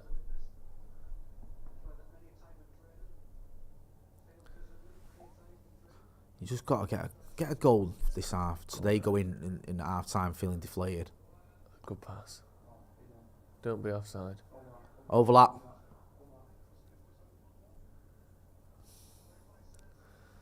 It's good, but it's also not right, is it? You know. Sounds like Roy Walker from Catchphrase. Yeah. It's good, but it's not right. It's just a hopeful cross there rather than trying to sort of manufacture something. Yeah, we need to stay a bit higher at the pitch so we can make these overlapping runs more easily. You don't want your fullbacks having to run 80 yards to overlap, do you? Keep them in, make these runs. From about sort of 10 minutes to 20 minutes, United looked excellent. But we just haven't converted that into chances, which is just good build-up play and then just lacking something. Keep the ball. Well done. Well done. Sergio Reguilon, innit? Yeah. Oh. No! He's fucking there on the left-hand side. And I set them up for a counter-attack. And Amrabat might get a booking here because they played advantage, but he took him down. Riding tackles here. Shocking finish, that. Reguilon did the hard bit then. Carried the ball well. And then just gave it away when I think Garnacho was the option, unless I'm mistaken. Whichever way he goes, he's just got to complete the pass, hasn't he? Garnacho is on, but Anthony's also on. It's just a bad pass. Yeah, shit. Yeah. The Bournemouth badge is one of the more strange ones. What is it? I can remind me. A woman having a shower. What? With a football balanced on her head. Really? I mean, that's how it looks like to me. A woman having a shower with a football on her head? I mean. Oh, yeah? How bizarre. It's got sort of shampoo advert vibes, hasn't it? It has. What are they called? The bombers? The cherries? Yes. Yeah. What's that in reference to? I bet it's probably a cherry growing. Anthony, well done. That's why he's in the team, mate. Yeah. Well done. Right, now what? In space, find a pass. He's on. No. That's a pass back. When's the last time Anthony Martial scored a goal from 25 yards out with his left foot? It's just... There's a pass on there. It's just a bad effort, that. And it's just shit. It's one of them shots where when he shoots, you know it's not going in. Oh, because of their cherry red kits. What?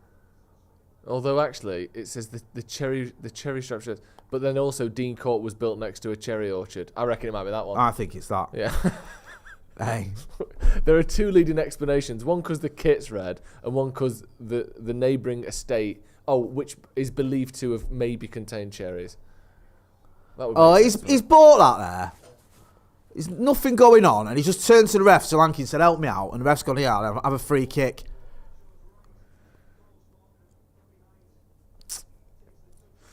I like that. The Red Devils thing. No.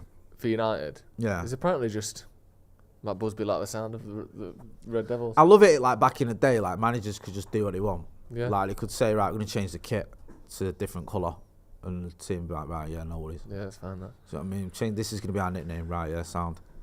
When was the first? If you look here, I'm just looking. The first United didn't have the devil on the badge.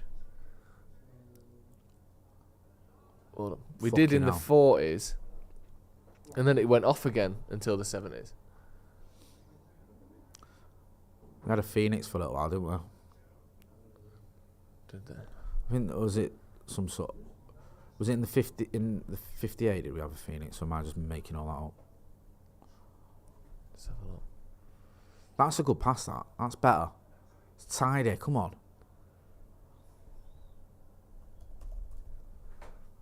Bruno on the ball here, just in his own half, giving it to Amrabat. Go on, Scott. This is the image I keep seeing. I don't know if there's more than that, but that's the one I can find. I think there might have been a one-off badge in the 58 final. Was there? I like that. Don't foul him. It's not a foul, though. I don't even think that is a foul. Again, though, even if it is a foul, it's a good foul. He's having a very good game, Solanke. He's bought a couple of fouls. He's given him an outlet. He's got his goal. Yeah. Pains me to say it. What about the Leeds badge between Didn't they change it? Well, this thing here is a bizarre sort of postmodernist kind of custard shit. Custard. Let's slop. have it right. It's bizarre, isn't it? Yeah. For half time, Abdullah can just sit here. By the way, guys, if that's okay with you, unless you need a break. I might need a break before half time. Right, okay. Sorry, no, it's alright. Last night's vodka lemonades are. You was out on it last night, weren't you? Went out, did a bit of DJing and Dirty stop out. Yeah. What's your DJing name? Slim Pickens. Nice. Yeah. Slim Pickens, DJ Breakfast Bar, and Dark Alley. Right, okay. Where was you DJing? It was a place called Canvas. Just off on Oxford Road. Right, good stuff. But I wasn't really DJing. I can't DJ. I was just sort of stood next to some songs a little bit. With Joe McGrath. He was doing most of the DJing. That's DJing for me, that kid. I think you can put it on your CV. Oh, it's on the CV. I've DJ'd. Yeah. In Manchester City Centre. Yeah. That's quite good, that. It's a cracking job. Scott McTominay there. Shite, man. That is absolutely shocking. Oh, Solanke and they've hit the fucking inside of the post because Scott McTominay just decided to give him a chance. Fucking hell. Absolutely woeful. It's just a shit pass, innit? There's a great running behind from Solanke as well, to be fair to him. And that's nearly cost us the game. That's the argument people make about putting him in midfield. If you take the goals away, is it good enough? Yeah. Oh, I'm surprised he's given that.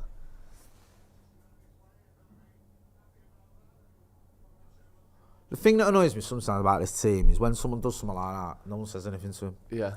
No one says, what the fuck are you doing? Yeah, you want someone screaming at him there, don't you? You almost cost us a fucking goal there, it'll just be like, nah, Selevi. Just like that. Yeah. It's a decent finish as well again, you know. But obviously not decent enough.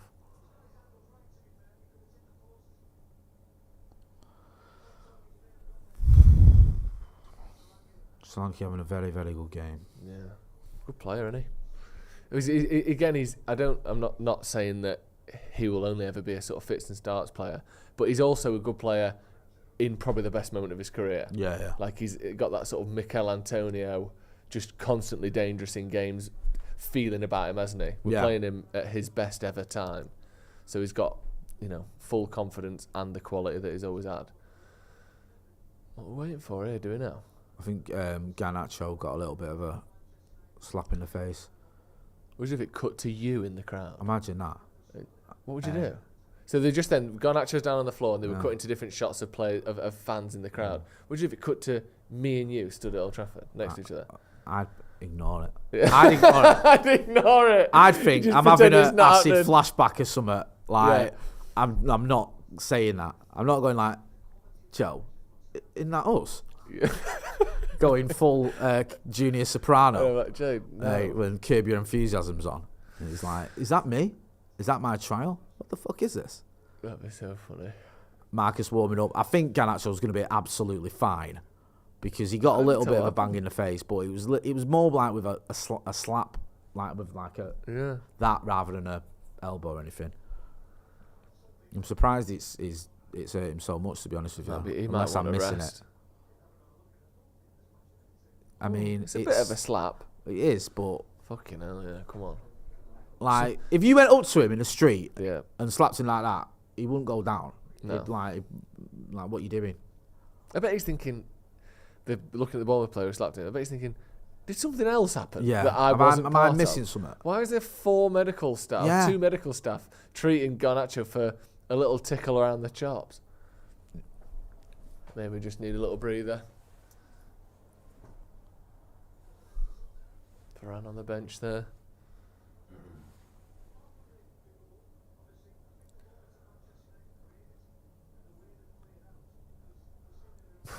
Really making the most of this, isn't he, Garnacho? I love Garnacho, but fucking hell, son, come on.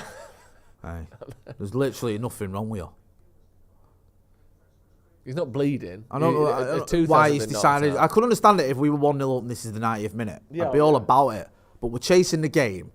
You've got slaps in the face, and you're acting like someone's headbutted you. Yeah, you're down for 2.5 minutes. Yeah.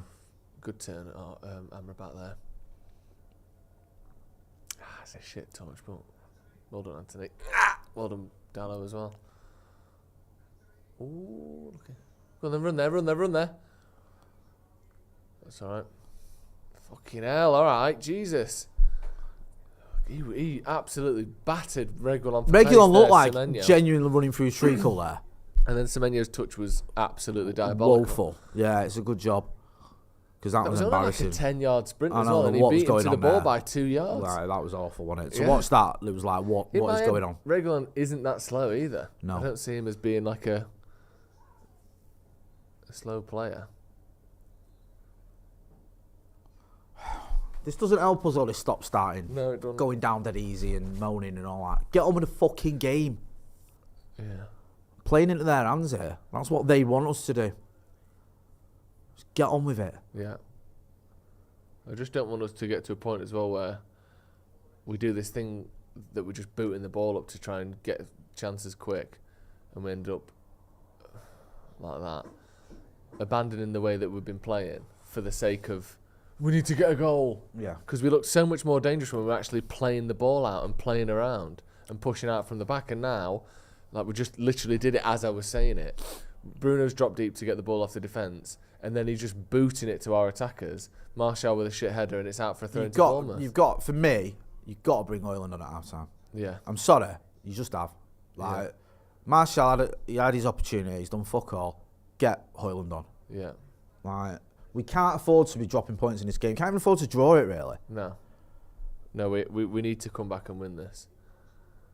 And I just don't see it happening with Martial on the pitch. He just doesn't do you know what? I hope he makes me eat my words. I hope he does. I'd love nothing more, right? I just don't see it happening. No. Yeah, same.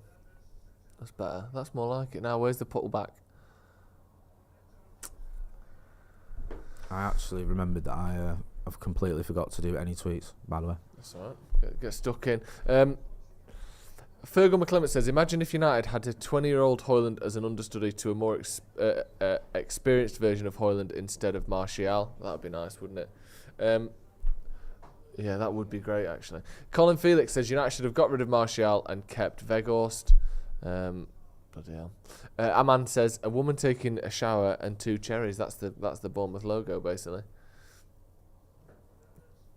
There's a big ball up there. Anthony chasing, pressing the keeper there. Ooh. He's took the piss there, the Bournemouth goalie, but then he's given the ball straight away, so he's not that hard. Crowded out there, Alejandro. It's a tackle that, fam. It's a tackle that. And to be fair, I would not be stopping play because Bruno's gone down because it's not a head injury if I was them. No. And they're in here. They're in. Bournemouth are going to score. They're fucking in. Oh, Harry Maguire! Fucking rate tackle. You can come here, by the way, in a minute, Abdullah. I might need to nip off quick first, sorry. Is that okay? Yeah, of course it is. Can we swap out and then swap back? That's a great tackle by Maguire. Read the game really well. Front foot. Now look at him. He's in their box. Just sums them two up, that. Martial running past the ball. McTominay with a shit pass. Got a chance to counter-attack and it's slowed down and in the end stopped by 2 players with obvious limitations. Keep the ball, Anthony. Keep the ball. Good tackle that from Maguire, wasn't it? Because that was a dangerous position there and there. It was. Do you need the toilet? Because I do. You go first then. Right. Yes, that's all right. Garnacho, Bruno. Right, go on, find the man out wide. I tried to play a little slip it in behind, but the pass wasn't really good enough. Maguire, just going to see a replay, I think, of that tackle. So counter-attack from Bournemouth. Pulls it back and he just reads it so well there, doesn't he? I mean, it's not the most difficult thing ever, but that's what I suppose good defending doesn't look that difficult, doesn't it? Good tackle, that, wasn't it? Yeah, brilliant tackle from Harry Maguire. Very interesting so far this game. I feel like Garnacho's not looking himself. Yeah, I agree. I feel like we're starting to see the things we talk about with Scott McTominay outside the goals. Great ball from Bruno. It's a good ball to try that. Yeah. Good vision. Interesting one, but I think Anthony's taking up really good positions, playing really aggressively, trying to beat his man. I thought that was arguably a foul earlier as well. Which one? The one where he cut inside. I'm almost when he certain had the like guys 3 Bournemouth players around. Yeah, and then he got on the inside. The issue that Anthony's actually facing this game is I feel like he's trying to combine with players and there's no one around him at all. Yeah. I think that's Man United's biggest issue. Like Anthony, every time he gets on the ball, he can't seem to get in that do you combination think play. Would you make any changes at half-time? We'll get into this a bit more at half-time, but from what you've seen, are you happy with the performance, or do you think there's obvious changes that need to be made? Yes, I think so. I think Højlund's probably the obvious one. Anthony Martial's struggling a lot, I think, this half. I think people will agree. I would want to change something in central midfield because, like I said, I think Anthony is trying to play positive down that line, but there's no one coming across to try and combine with him. So I feel like Manchester United need to find a solution for that. But yeah, it's not been great. Scott McTominay, Martial passed the ball. Scott McTominay's having a stinker, in my opinion. Scott McTominay is genuinely having an absolute howler of a game. He's given them yet another chance. We've gone from trying to play forward into the ball ending up in our box. Yeah. From the opposition. That's just like, you know when that used to happen with Paul Pogba? You had like all the old heads in the stand like, yeah, fuck off Pogba, like this and that, bro. Like when McTominay does these things, it's like as if it's fine. I know. Like, trying hard's great. Thank you for running and being a physical presence, but I need more than that, mate. Like, come on. It's pretty disappointing performance so far from Scott McTominay, and I think him and Garnacho have been good in recent, I won't even say recent games, but like Garnacho's been good in recent games, but McTominay obviously scoring 2 goals against Chelsea, you would have wanted something more out of that performance today, and he's been quite poor. So Nacho struggled a bit getting into it, Garnacho. Getting down the line pretty well, but I think that final bit, he keeps pulling it back into no one, which again could be a problem with the rest of our players because who's attacking that area of the pitch? When would you make your changes? Are you doing it half time? When are you looking at going right? Because Eric Ten Hag usually likes the 60th minute.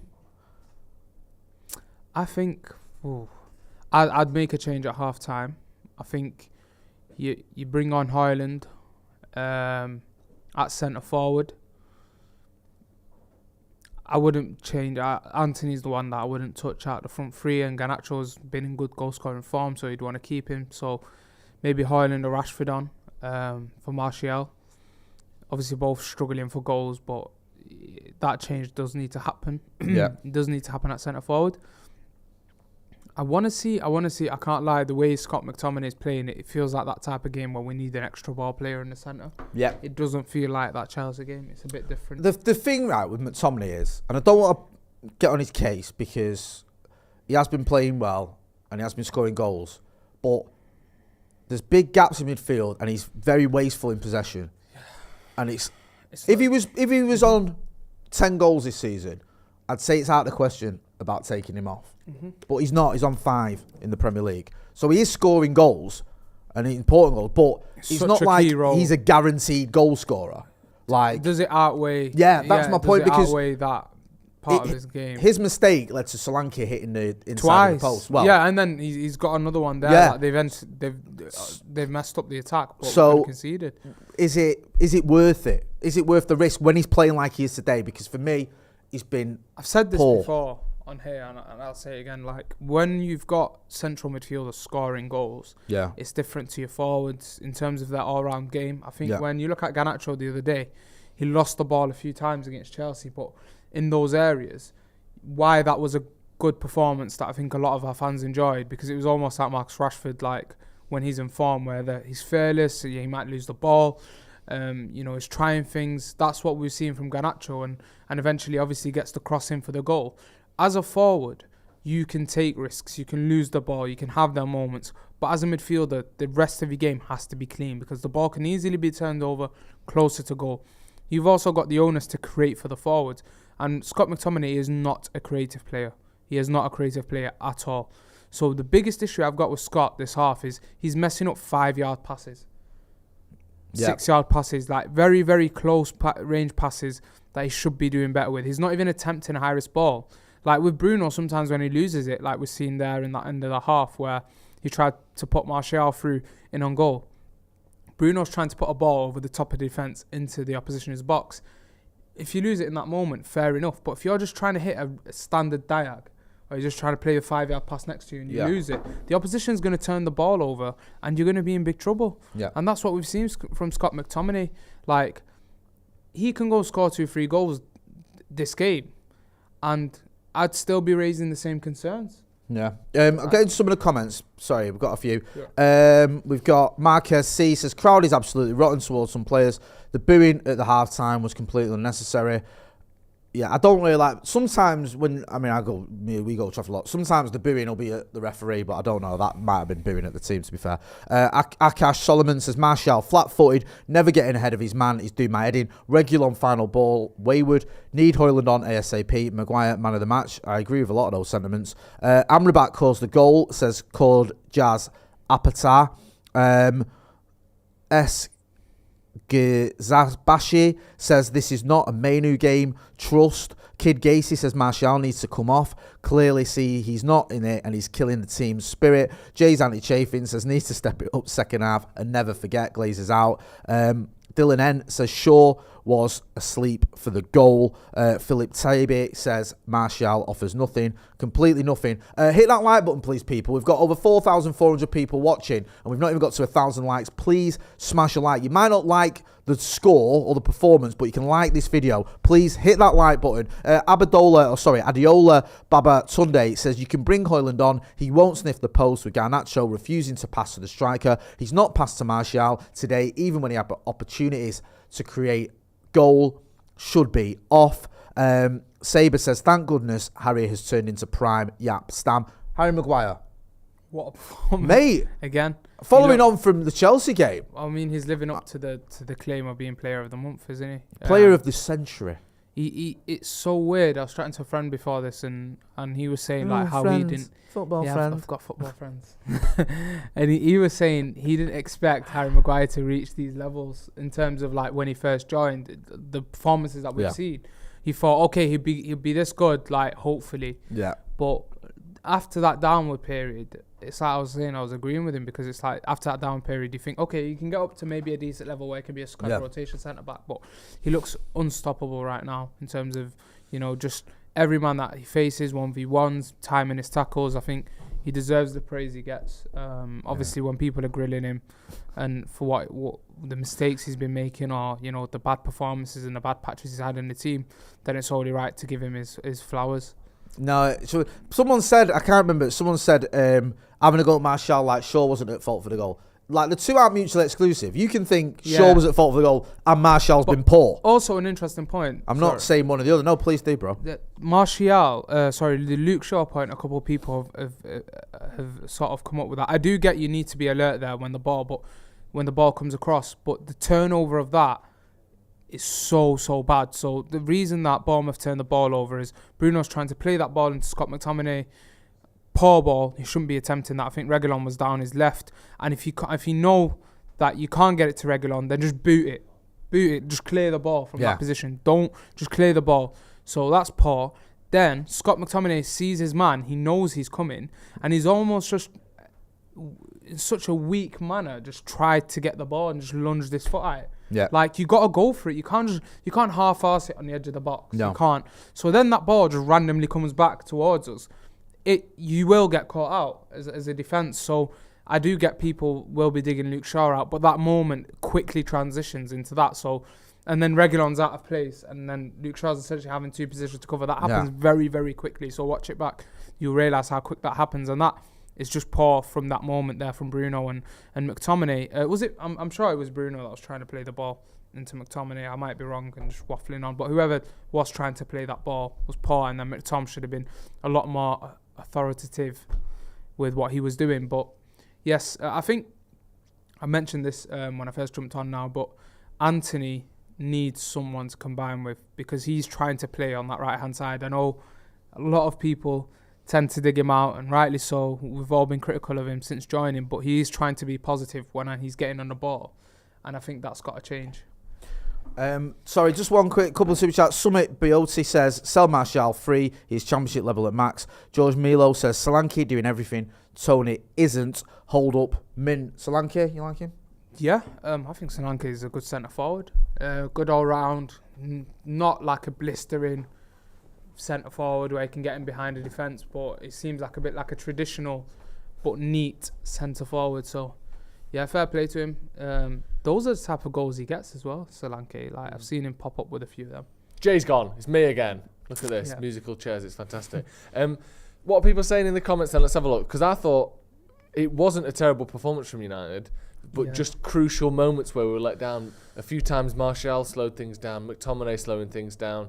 There was times I thought where there was good structures, good style of play down that left-hand side in particular, where you've got overlapping, you've got Bruno coming in, balls being played, cutting it back to the sort of between the 6-yard box and the penalty spot. These things that we've seen over the last few games, you know, the same sort of goal that we scored against Chelsea. Yeah, it feels like we're actually seeing United with repeated styles of play and patterns. You may have talked about this already, but does that fill you with a bit of confidence? Because sometimes this season it's felt like we've had no tactics whatsoever. Yeah. I think the last couple of games we're seeing actually we've done something and we try it again and we try it again and we try it again. Are you seeing that and do you like it? I think it's changing definitely over the last few games. I am starting to see.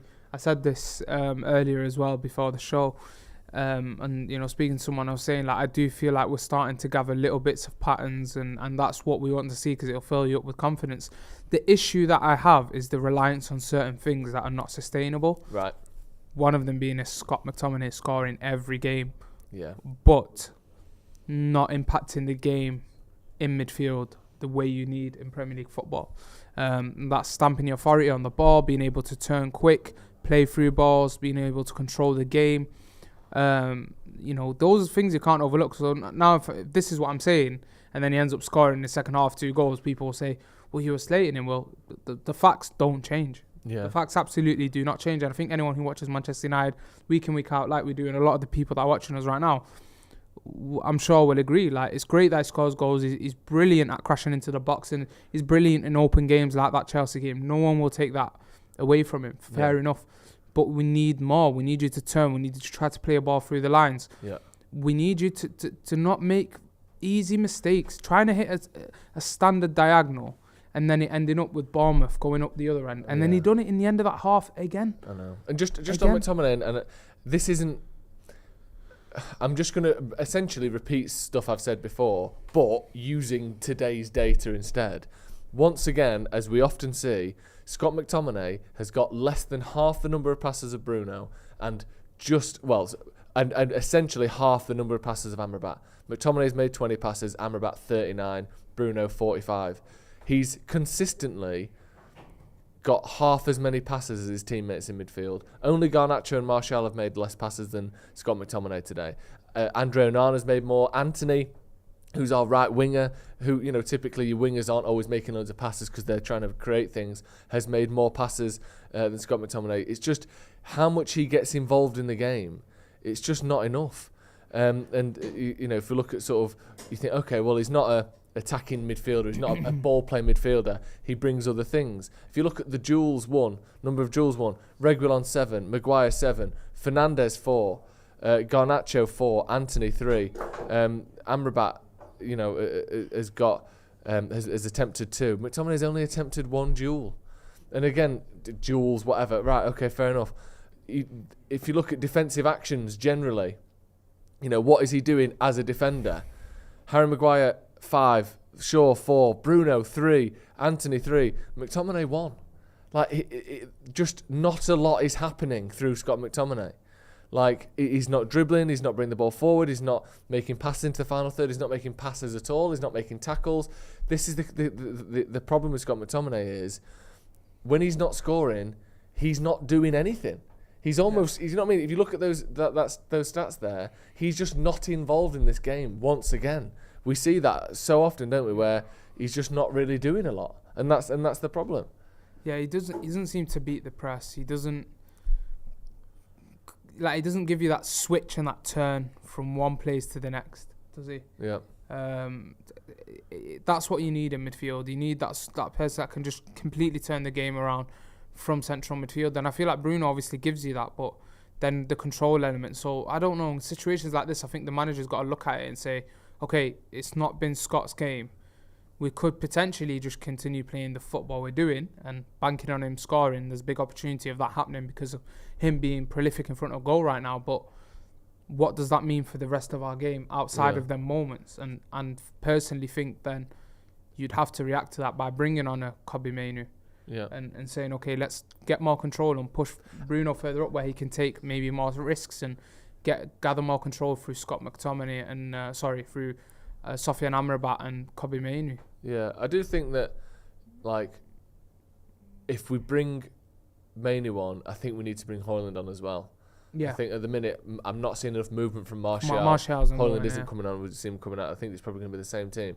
But I don't feel like I'm seeing enough from Martial where I think if we control this game and without Scott McTominay's goal threat, we're still going to win it. I don't see where the goal's going to come from, which is frustrating. Yeah. People saying he's not a defensive midfielder, he's crashing the box. I'm not saying that he's a defensive midfielder. I started off by looking at his passing stats and what he's doing on the ball.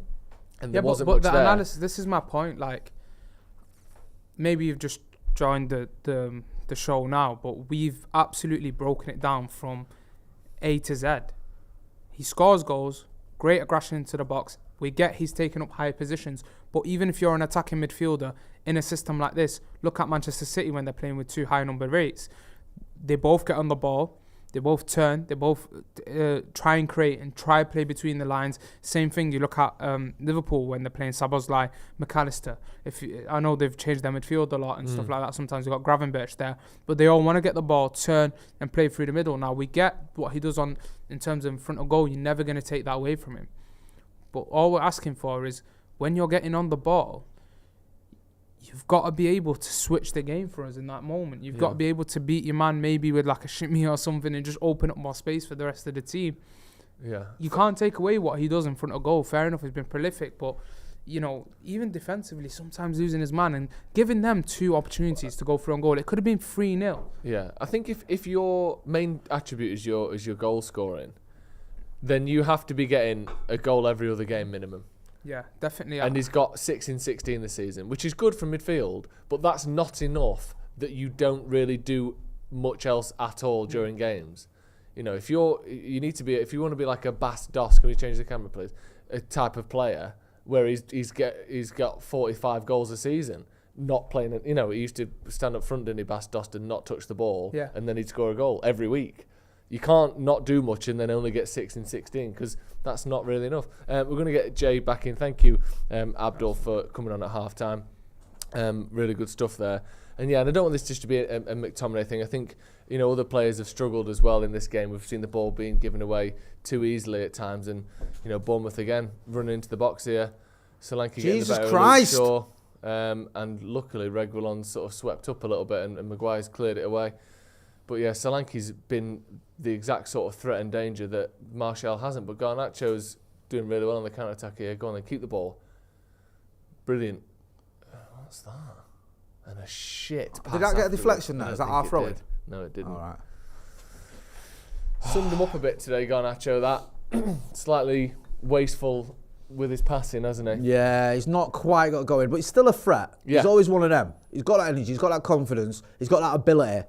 So, and I don't know, I don't want to hate on Marcus because I love the guy, but I'm not confident that bringing on Marcus Rashford actually has the positive impact we want it to because of how he's been playing lately.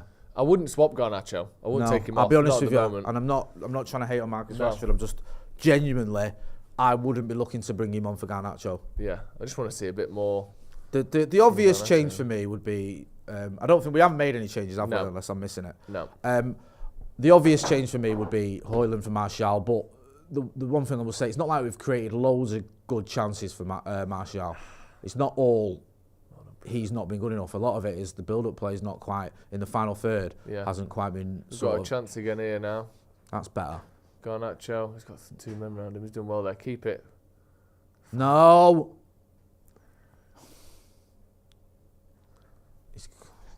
He did. I don't know, man. I just feel like there's an opportunity there. Maybe he could have give it, but let's have another look. He does well. He's got 3 men in front of him. Yeah. Yeah, he's never looking for a pass there. No. Garnacho. And he should really. I know he's excited and he wants to play. That's the one criticism you can probably have of him. There's times when he keeps holding the ball a bit too long. Yeah. Or doesn't go for the easier option. Because he cuts inside, does something really good and thinks, I want to cap this off with a goal, but top players, and he'll get there, I'm sure, but it's about doing the right thing every time, not doing the he's capable of scoring, but he's not a prolific goal scorer. He's not somewhere you go, okay, he's putting up mad numbers. No. But he's got that sort of, I don't know, that youthful exuberance and that confidence. So very good in behind it right now. Find the ball. McTominay again. Oh, handball. Bruno. Oh, it's blocked again. 2 blocks there. Much better though. That's what we've been trying. You've got to do this now, though. You've got to do this early in the second half before you get to sort of 70 minutes and it's still 1-0. And Bournemouth start having that real belief that they're going to get a win at Old Trafford. Seriously. You can't keep losing matches, man. Yeah. You can't keep losing games at home as well. Oh, come on, man. You just can't. Like, there's a time when to shoot and there's a time not to. Luckily, that header from Amrabat was so bad it just fell to his feet. That's a shit pass as well. Right, don't spin around upset. Get in the right position. That's poor, that. Corner to United. Garnacho looking over to the dugout there, wasn't it? Yeah. Thinking, am I going to get subbed off for that shit cross? I would though if I was playing. That was poor. Come on, man. What's he's the crossing point? That's the thing, is he was shooting or he's crossing not being good enough, but he's still a threat. Oh, get in there. Go on, son. Right, now pull it across. Oh, he's done it for you. Well done. You know, slippy fucking head, innit? Amrabat. This is where you need a bit of like leadership, though. Like, that's terrible. That's the exact. Someone say to Garnacho, "Get your head up, son." Yeah. Yeah. Pick a pass out. There's none of that. There's just Martial going like that. Do you know what I mean? He's still a kid. Yeah. But you don't have those leaders in the team, the sort of ones that can have a word with people and go like, "Look, he slips them." You know what though? And again, not to just go on about the most basic of things, but the fact that again we've got a ball being squared, cut back from the touchline, with men running onto it, a clearly structured idea of how to attack. I do like seeing that because 2 or 3 times we've seen that in the last couple of games. Pull it back, just get it fucking tucked. Maguire arriving. Yeah, it's promising to see that to me. We just need to get one in the back of the fucking net and then we can start being happy about it.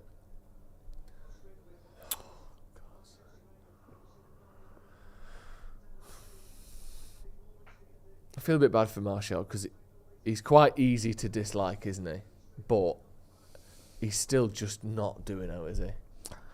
Really? It's one of those as well, right? Where it's not like we're creating lots of chances anyway. Like, if it's not like he's missing sitters or you're going, oh, look at that, it's on a plate for you or whatever. It's just the other parts of his game aren't great either. Like, some of his link-up play hasn't been good. And he's not the only one, to be fair. There's 3 or 4 players, I think, that first half who weren't great. But he's the one who's maybe got a bit more to prove than some of the others. Yeah, exactly. Because he's not first choice. He's not. And he's not just scored an overhead kick against Everton. Yeah, and he's not a kid. Yes! Oh! No, thought that was going to land at McTominay's feet there. Good play, though. Good, and that was better from Garnacho. Looking up and finding the man. Maguire getting into the box there, which he's done a few times. Fucking hell, switch on, man! Honestly. Luke Shaw, I think he thought Amrabat was going for that. I mean, he got away with it, but yeah, I know what you mean. He was a little bit later. He's been a little Maguire's been everywhere today, by the way. He has. He's gone This full is better, you see, Beckenbauer, hasn't he? from Garnacho. It's the right header as well from Maguire. It's so McTominay's one stride off arriving onto that ball. He's unlucky that. Fucking hell, man. Come on. It's not a foul. Get on. Right, come on then.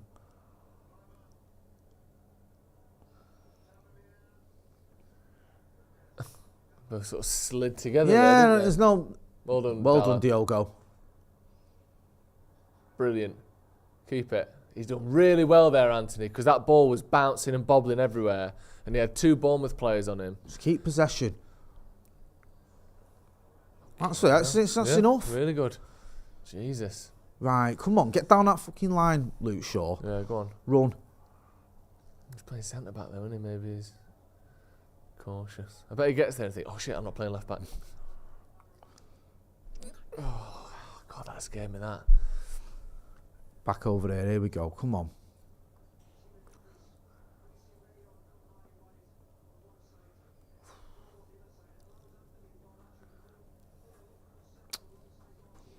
They just call him Anthony there. I don't know why I did that. Anthony. Here's the Dr. Melfi in Sopranos. Great. Anthony. There's no need to do that then. No, we got bored of not getting the ball on the pitch, didn't we? Like, I'm going to try a diagonal 50-yard pass and they're just giving away possession. We had a good bit of possession and now they've got the ball. Yeah. And they're happy to just keep hold of it. I know. There's nothing wrong with waiting for the space. Yeah. Making runs, go again, cycle back. This is what I mean. You can't just force it. Right, go on, Bruno. Keep the ball, Anthony. Well done. Right. Who's Get your head up, now? sunshine. Where's Reguilon? No one to help him there, was there?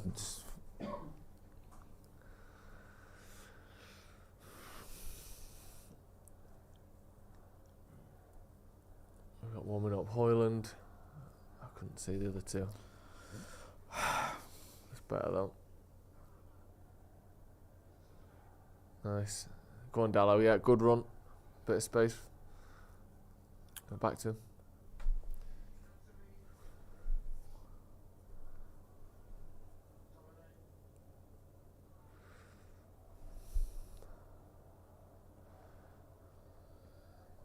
Just need a bit of more movement off the ball. Everyone's sort of stood in position, aren't they? That's a bit better. Amrabat making a run. And that's their ball. Oh, fuck off. Honestly, it's not good enough.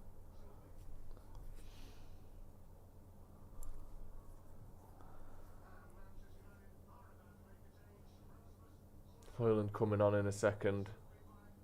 You'd assume Martial? It's got to be. Any reason It's to be gotta anyone else? No. Yeah. Well done.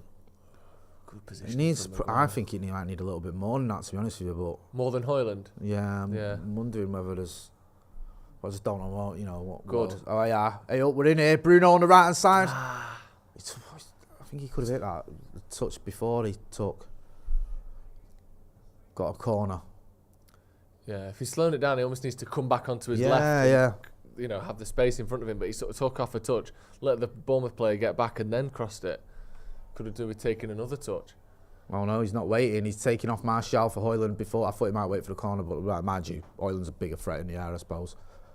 So Hoyland's coming on for Anthony Martial. Yeah. Martial's not really done anything, if I'm being brutally honest. He's not been terrible. No. It's not been a game full of shite. It's a game where people before the game are going, why is he starting? And after it you go, why did he start? He's not done much where you go, he did right, but the service weren't great, so I'm not digging him out.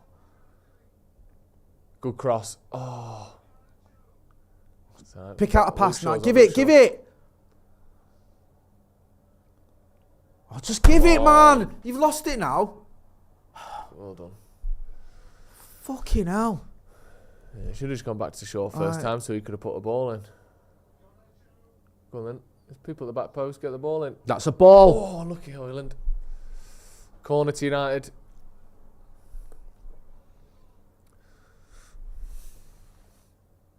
Come on.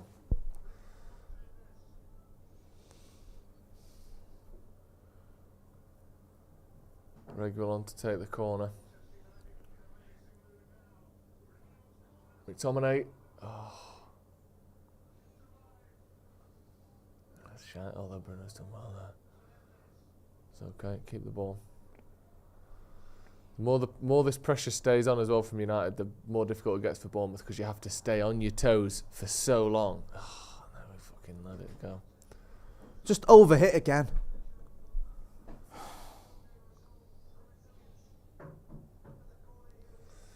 McTominay wins it. It's not a bad header, to be fair. I don't think he can get it on goal from there. He's just putting it into a dangerous position.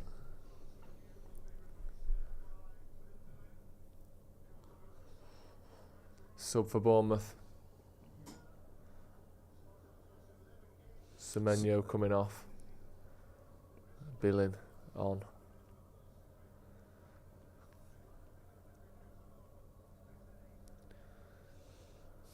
Come on now, United. That's good from Holland. He's quick, isn't he? He's quick, and he's quite an intelligent player as well, man. Yeah. He's just unlucky with his lack of goals in the Premier League. Yeah, he is. Honestly, Well that's a done. tackle, that referee. Go on, Good Sofian. again today, Amrabat. You know. That's all right. Well done. He's been good again, Amrabat. Yeah. Like, stuff like that. He wins it and then keeps it. Too many times, the first few games he'd win it and then always sort of stumbling over it. You can tell he's finding the pace of the Premier League a bit more, isn't he? All right, keep it now. That's better. Yeah, much better. That's not the pass. Go on, win that. That's a good turn though. Foul him. Ah, shit. Keeping a higher line though, United. Not dropping off too quick, which meant that Bournemouth got down a bit of a blind alley there. Yeah, you're right. Felt like against some of the other games this season, especially when we've been up. When we lose the ball, our defenders drop back so quick that's one of the reasons why you see their midfielders just sprinting through the middle of the park. No one's there. Go on, someone close him down now. Jesus Christ, it's letting him run at you. Yeah. And he gets in a position where they end up getting a crossing. Oh, for fuck's sake. It's embarrassing. Go to him. He's offside, surely. Oh my God. It was offside, right? It looked offside, didn't Yeah, it? it did. My heart was in my mouth because I thought, Yeah. is it going to be one of them where it goes to VAR and he's just on? He was on. He was, because Reguilon's playing him on. Yeah. If that had... Oh, he might be offside. All right, okay, I think it might Sorry, be I thought yeah. it was the other kid on. Yeah, me too. But yeah, the original one was Help him out now. off. I need a goal here. Well done. Spin him. That's a foul. That's a foul, referee. It's a It's a booking. booking. He's running through on goal there if he don't foul him. It's a clear booking.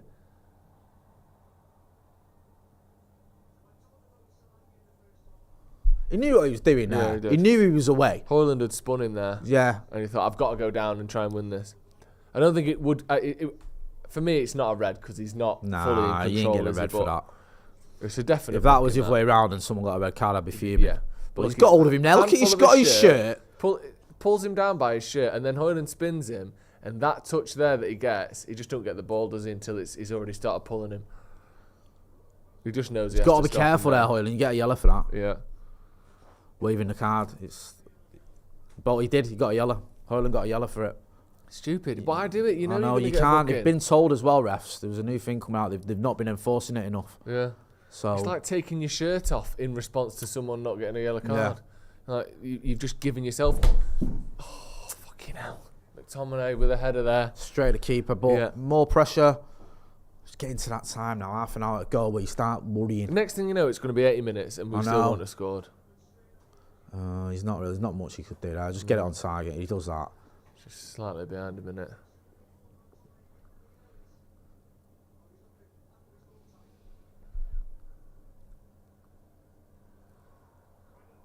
Go on. Hoyland's in here. What? Oh, he fell over. Offside. All right, I wonder what went on there.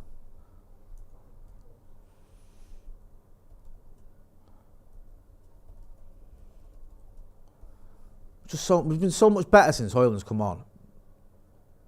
Oh yeah, he's fucking... I wonder why he falls over. Slightly old one.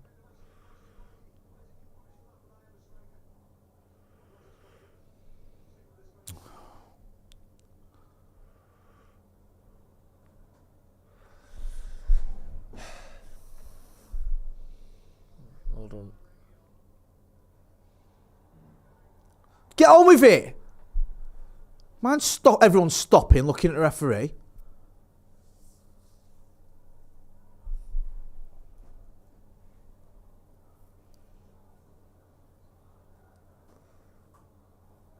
To be fair to Bournemouth, they've kept playing. Yeah. They haven't resorted to shithousery and time wasting, and they keep going, and that might end up doing them a favour if they get a second. But we've got to do better, man. There's not really been one.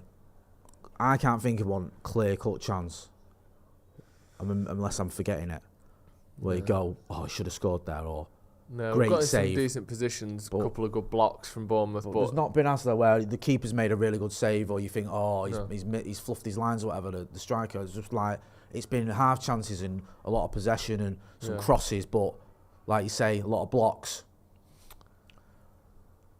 But there's not been one real chance, and against a team that are 14th, whatever they are, 15th, it's not good enough.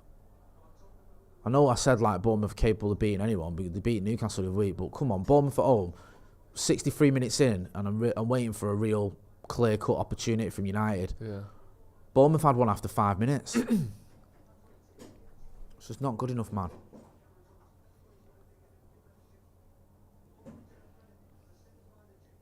He's done well there, Amber, Matt. That's a fucking hell, Bruno. Hey, help him out. Well done, Anthony, there. Amrabat did well as well.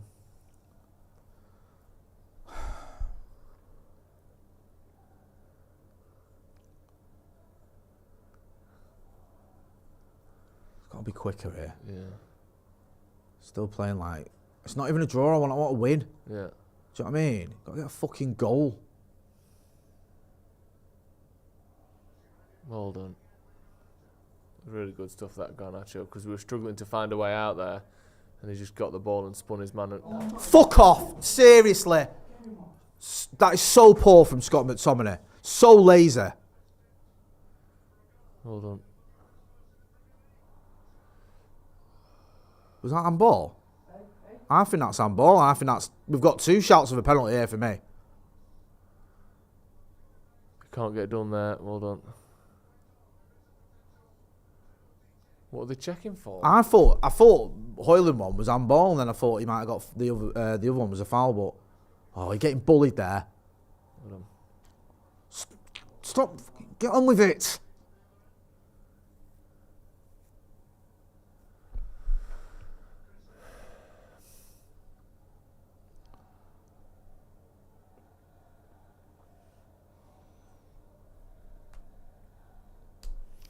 Yeah, Hoyland looking more dangerous certainly than Martial did, isn't he?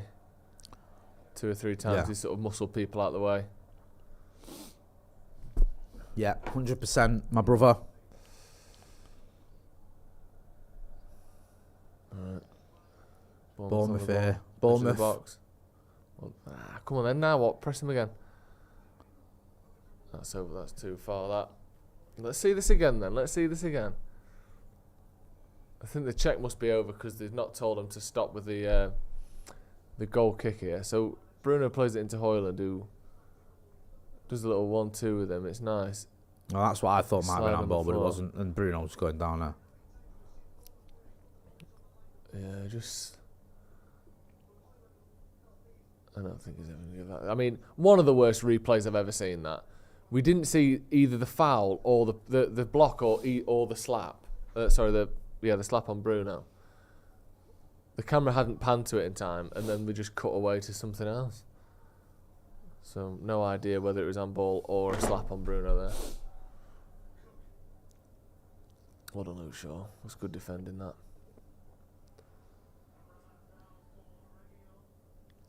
66 fucking hate this, mate. I know.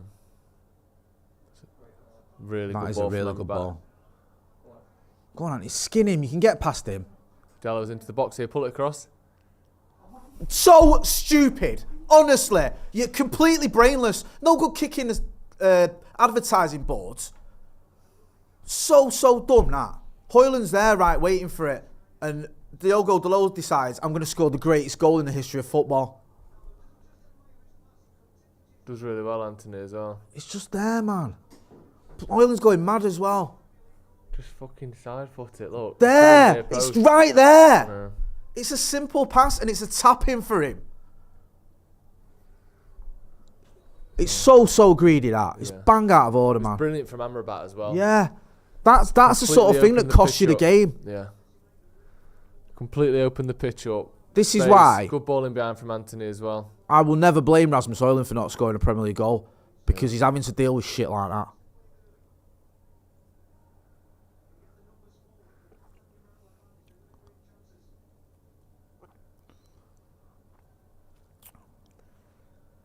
It's why you need, I know I keep going back to this thing, but it's like you need leaders who have a word and say, what are you doing? Yeah.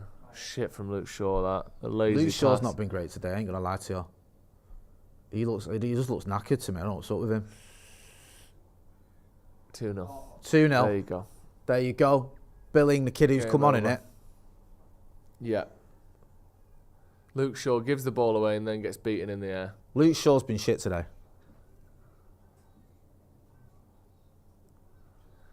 Fuck me. They've not even filled their allocation now, Bournemouth. What a goal it is. What the fuck are you on about? I love that. What a goal it is. Literally a shit pass from Luke Shaw, one cross and they've scored. It's not what a goal, is it? It's a header from 6 yards out. Shaw gets dragged out of position trying to make up for the fact that he's given the ball away and then gets exposed. That's pretty much it. Shaw gives the ball away, leaves where he should be and gets done at the back post. Just poor from him all round there. Cost us a goal. Maybe cost us the game. Great.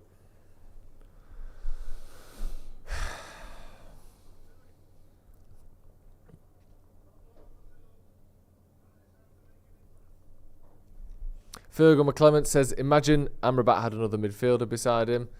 I know, yeah. It's been a game that sort of... What you meant to do, right? I get everything out. You can blame the manager, you can say tactics. What you meant to do when one of your most experienced players, who has played at left centre-back and played well there, does stupidness like that. Yeah, I mean, that doesn't even matter what position he's playing. No. The position thing was getting back to his man, so fair enough. What you meant to do if you're the manager, it's not your fault that one of your senior pros. And it's the same thing that happened with Ollie. And Shaw was like that towards the end of Ollie's career, just having bad games, making mistakes and giving the ball away, not tracking his man. Fucking hell, Bruno, get your head up, man. Hold on. That's good. Oh, Garnacho, man. He's doing well. Oh, that's a corner. No, it's not. Yeah, we need to... If we want to get anything out of this game now, it needs to be a goal in the next few minutes, doesn't it? Even for a draw. It does well, Garnacho, to be fair, in the end. Fucking hell.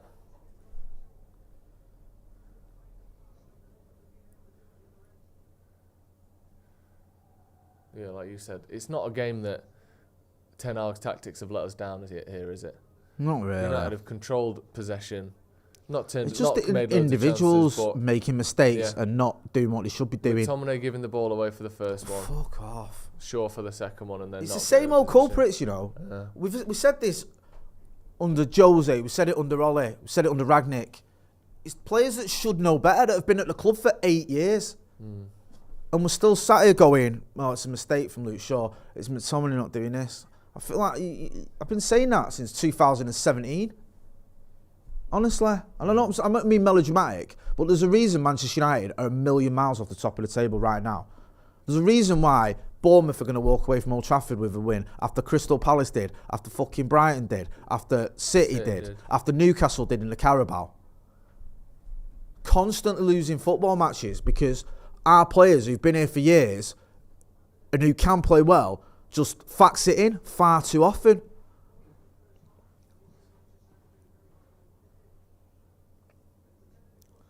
And this, do you know what pisses me off now? Half these players now are already giving up on this game. Like back in the day, under Fergie, whatever, you'd been like, we can still win this, let alone a draw. Yeah, I agree. And do you know what? That just what came before that second goal, Delo could have put it on a fucking plate for Højlund and decided to go for glory and shoot into the side netting.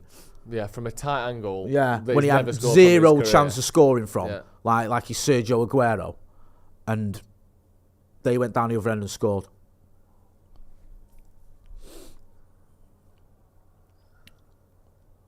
I hate bashing United players, man. I do, but you got to call it as you see it, and it's just not good enough. Corner to Bournemouth. Just another manager who's going to end up getting sacked because of these lot. I feel like people are seeing through it a little bit more with Ten Hag in terms of what he's dealing with. Yeah, because this game today, like I said, he can't go there and win the game on the pitch himself. The only the players decision, look motivated. The players, and it's 3-0. Nah, I'm not being funny, bro. You can't get battered 3-0 off Bournemouth at home. These are the games that cost you your job, and I know that sounds melodramatic, but losing's one thing. We're getting battered at home is that off the Bournemouth. manager's fault? No, I'm not saying it is, but it will cost him his job. Yeah, it will. Look at him. I know I just said it. There's barely any Bournemouth fans there. Something doesn't look like it. Free header from a fucking corner. The first message in my group chat is what you write. Eric Ten Hag won't survive this. I know it's players' fault, but this is a capitulation again. And another one, this is a sackable offence. But just don't sack him. That's all I'll say. I hear you. Don't sack him. I hear you. Because we can't pretend that this is the manager who's not fucking marking someone at a corner. That's not the manager, is it? No. Just too easy. It's too easy. And Maguire ends up being the nearest man to him, but that's not Maguire's man. Maguire's marking their striker. I don't know whose man it was to start with. Just free header. There you go. That'll do it. Like, I know that, and you're right that these sorts of results and that sort of these sorts of games cost you your job and that sort of thing. But just don't let it. Just don't sack him. Just fucking get rid of some of these players. Just wait until because otherwise we're gonna in 2 years' time we're gonna lose to Bournemouth at home or Brentford or fucking Palace or whatever, and another one will go. Like, it can't be the results only that cost you your job. You have to look at the bigger picture. What's he got to deal with? What's the situation around him? Has there been a bit of bad luck? Is he a bad coach? It can't just be when we lost to Bournemouth. And these other games, I get it. We've lost a lot of bad games, but there has to be something to be said for looking at the bigger picture for once. I love it. Joe, I'm with you. I love it. I've said it before the game, and I stick with it. I'd love Sir Jim Ratcliffe to come in and go, I'm in charge of football. He ain't going anywhere. You lazy bastards are stuck with this manager, so you better deal with it. Yeah. But I don't think he will. And there's that thing sometimes as well with like the board or whoever where they don't sack the manager, but in their head, they think he's gone here. Do you know what I mean? It's just a matter of time. You know, like with Van Gaal? Yeah. It's like, he kept his job till after the cup final, but he was done.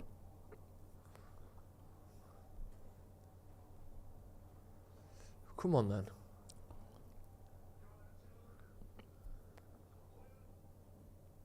Fucking 4 men round him there.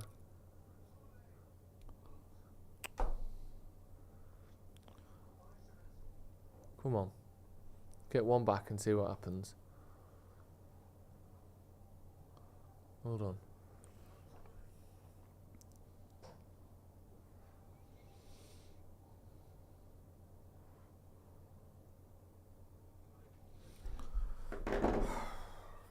A goal before the 80th minute.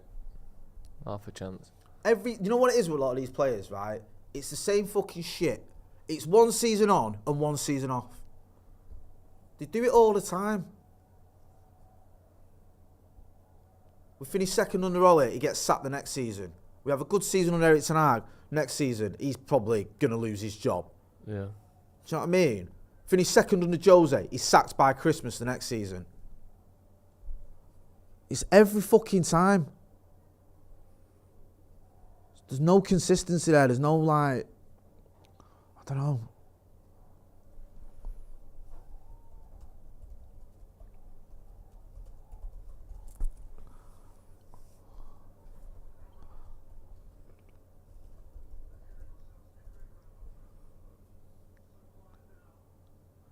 A lot of people have already left, and I don't blame them. Honestly, fucking shit.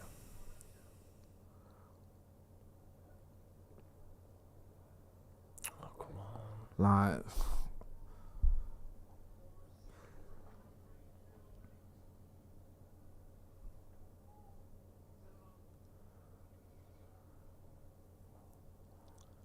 this is fucking embarrassing, man. No matter what you say. I've seen some results in my time, but losing at home to Bournemouth is one of the lowest of the low. It really is. In the nature of it as well. I know you know, for a lot of the game we had more with the ball and we were controlling the game in parts, but no matter how you sugarcoat it, you know, at the end of the day it's 3-0, isn't it? At home to a side of 15th.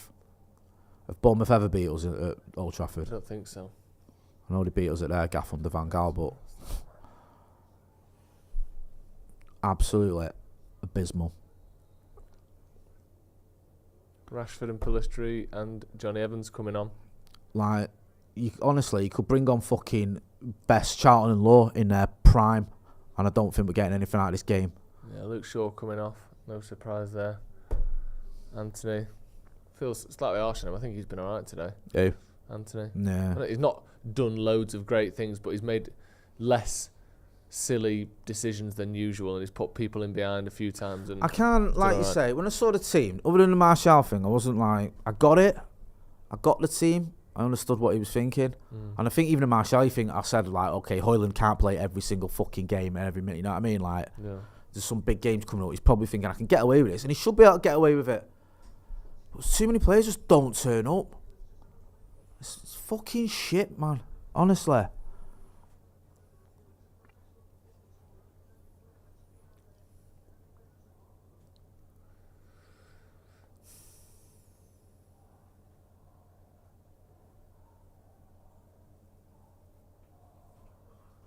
Getting sacked in the morning, the Bournemouth fans are singing. You could see that one coming, to be fair to him. It's slightly rich coming from them, whose manager kept him up, and then they fucking sacked him anyway. There's no logic in football, chance. Just get a fucking goal. Restore a bit of something. Then we don't do anything but. Oh, Marcus. Keep going, keep going, keep going. Don't foul him. It's not a foul. It's not a foul. He's well done. He's not giving it.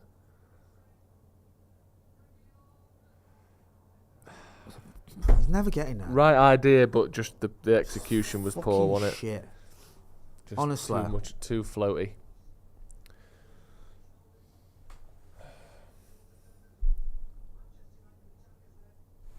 Fuck me. It's just mad. These results just keep happening, don't they? Like, we have a little spell and you think, oh, beat Chelsea and that was alright, and then you have a good game here and there, and then it's just another embarrassing, mad scoreline that you're just getting used to seeing. Fucking United getting battered at home by Bournemouth. Come on, get a goal or something. Just something to at least look like you put up a fight. The goals, every single one of them have been preventable as well. That's the most annoying thing. McTominay gave the ball away for the first one, and then it was a good bit of play from Bournemouth. Luke Shaw just giving the ball away for the second one. The third one, they've got a corner and we're just not marking their men. Free header in our box. Like, it's a decent little goal, the first one, but other than that, it's just completely preventable from United, isn't it? Nah, it is fun. Obvious, easy mistakes. Stand with their attackers for a corner. Don't pass the ball to them in your own half. Just on, I mean, there's so many bad performances. Statman Dave tweeted about Martial's game by numbers. 76% pass accuracy, 11 possessions lost, 1 shot, 1 key pass, no dribbles, no goals, no assists. I mean, I can go through the entire team if you want. Any that you know, Garnacho's a bit better. But it's just an all-round poor performance.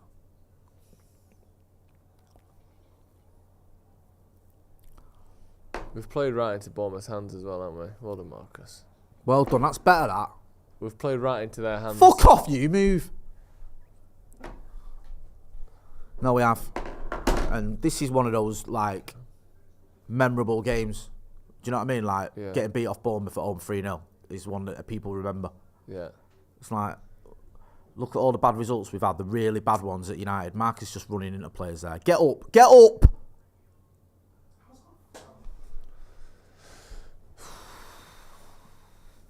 Yeah, we've just got doing us a favour, because if I was Bournemouth, I'd be going for a fourth. Got Rashford sprinting into 3 men there for no reason.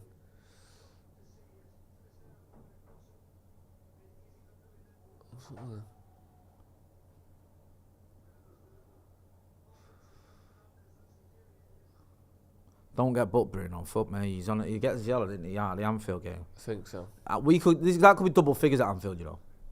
Honestly, I know that sounds melodramatic. It does a bit. It could be fucking 10-0. Play like this. Bournemouth can put 3 past you. Bruno's been. So is he out of the Anfield game? Twat. Of course he is. You stupid dickhead. What are you doing? Who are you helping by doing that? This you is next absolute match. knob. So we're going to go to Anfield without Bruno Fucking after hell. losing 3-0 at home to fucking Bournemouth. Good idea, mate. There's your captain for you. What an absolute dickhead.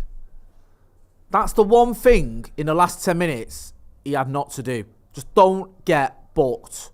This game's done. It is. If you get anything out of the Liverpool game, then fucking this will be forgotten. And it's not like he's been booked for trying something. He's been or booked for for petulance. sliding in to try and win, get the ball or score a goal. He's been booked for fucking not shutting his stupid mouth. Nearly 4-0.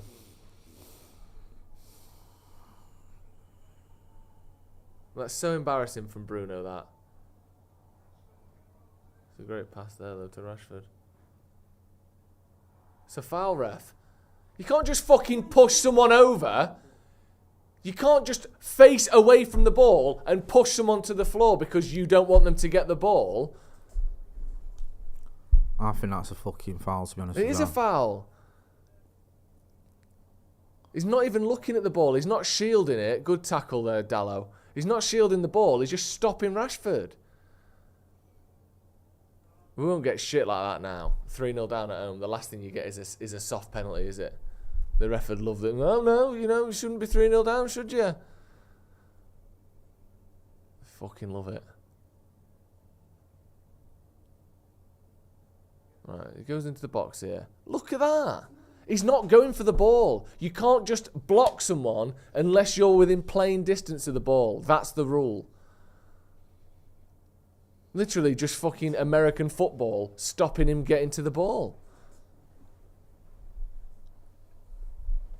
I hate shit like that. Another corner. Come on, United. Just do something to at least make it slightly less embarrassing. Get a goal now and then see what happens. Or just kick it straight to the keeper.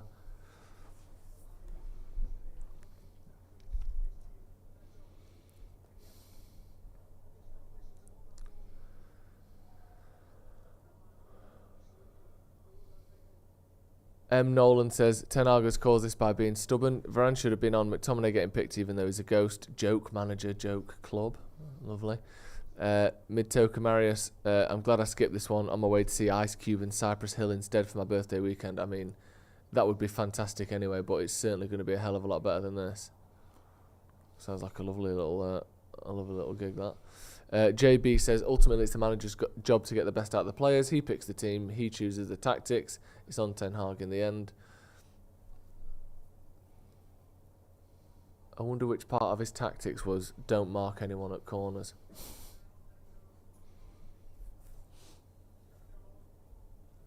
Aman says, another weekend ruined. Yep, that's United for you.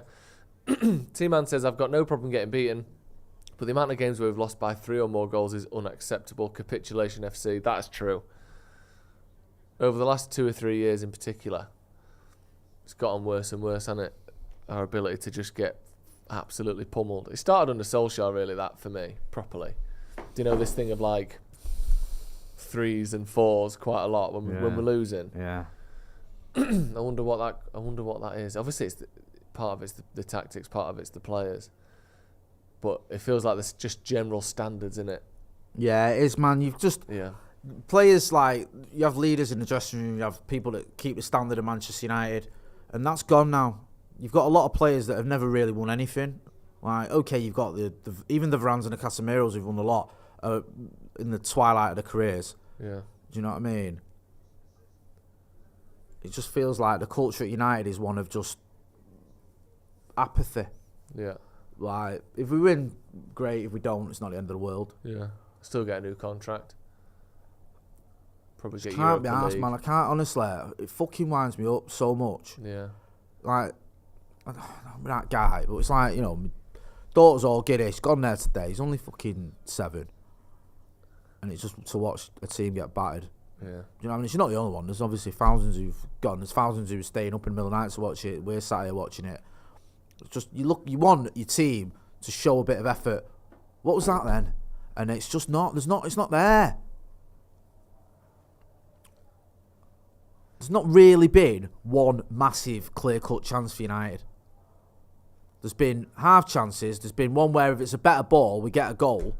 But there's not been one where you go, great save by Neto. No. Or he's fucking missed the sitter.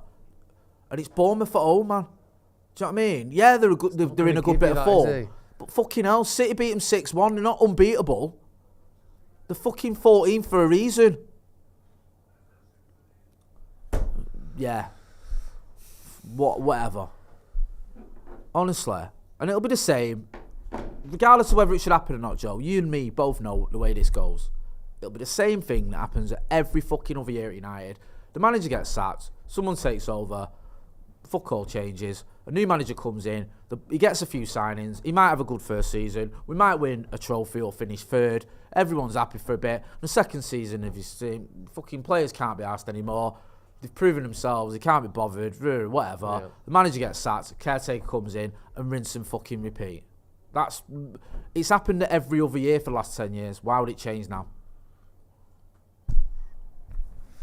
I mean, I know you're being rhetorical there, but to answer that as an actual question, I think the only reason it could change is if they look at the fact that it's happened every other year. No, you're right.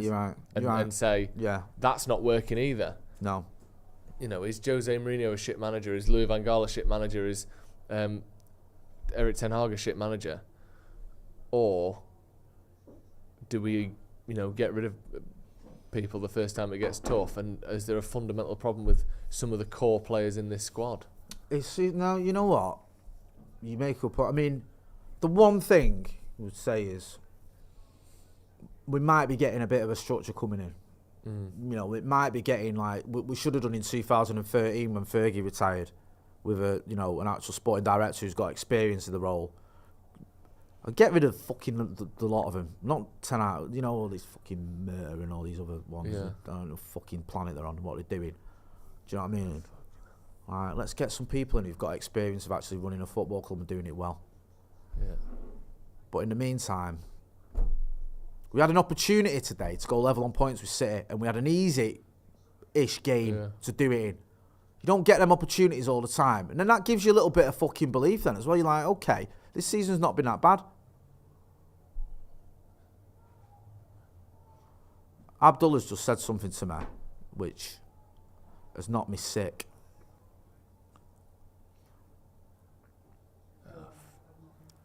And it's the fact that Bournemouth have just scored a fourth. And they have. I don't know, it's getting worse and you think, fucking hell, bro.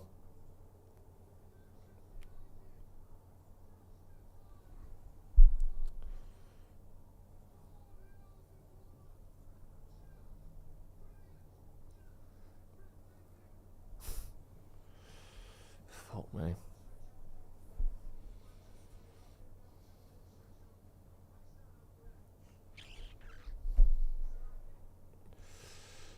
Terrible. Absolutely shocking. They've had fucking 4 shots on target, Bournemouth. 4 shots on target, 4-0. fucking bobble there as well. Just shit, innit? Oh, Maguire was doing well, shoulder. And he's just fucking not been aware. Amrabat's ran into a fucking stinker of a position. Give it to Maguire, who's not looked over his shoulder. Gives the ball away. Then the ball fucking bounces off Onana straight back to their striker. Just the sort of goal you concede when you're in this type of situation, innit? A desperate goal where everyone's fucking it up and everything's going bobbling for him. Just shit. Fuck me. 4-0 at home to Bournemouth. Under Fergie, this would have been one of our worst ever results under Fergie, wouldn't it? In terms of the scoreline. This didn't happen. Bournemouth 4-0, yeah. Like, this is the checking the goal for a possible handball. Yeah, I think it is, you know. Fucking hope so. Oh, it does hit his hand. You know what? That does hit his hand. That's there.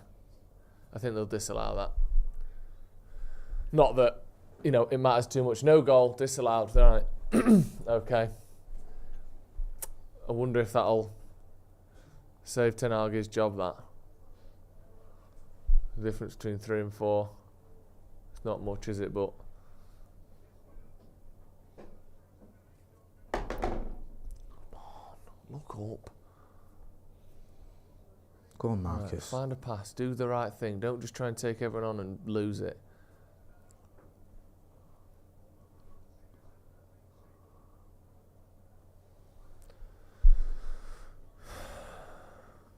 Christ alive.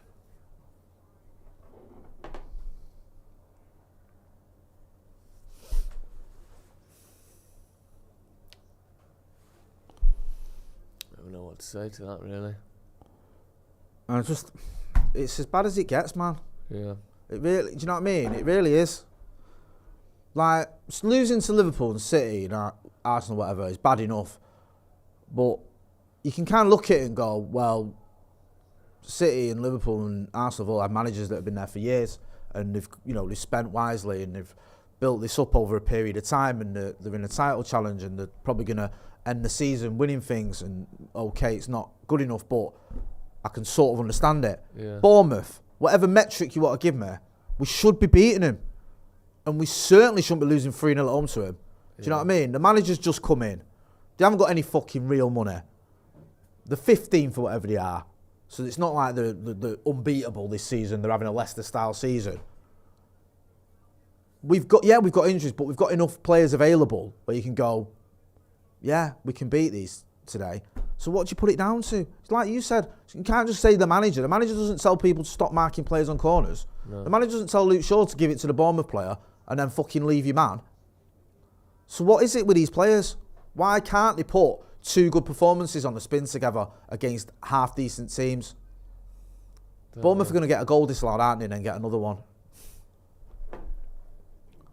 Fair play to everyone who's fucking stuck there, because there's still a few Reds in there. Yeah, some of them still singing songs as well, and football taught by Matt Busby and all that, but, you know,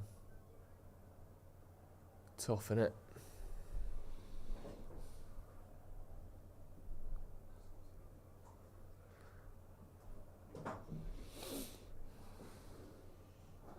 Going to be full time in a sec, I think.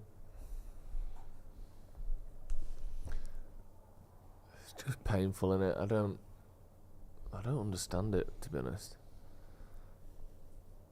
I really don't. Full time, there you go.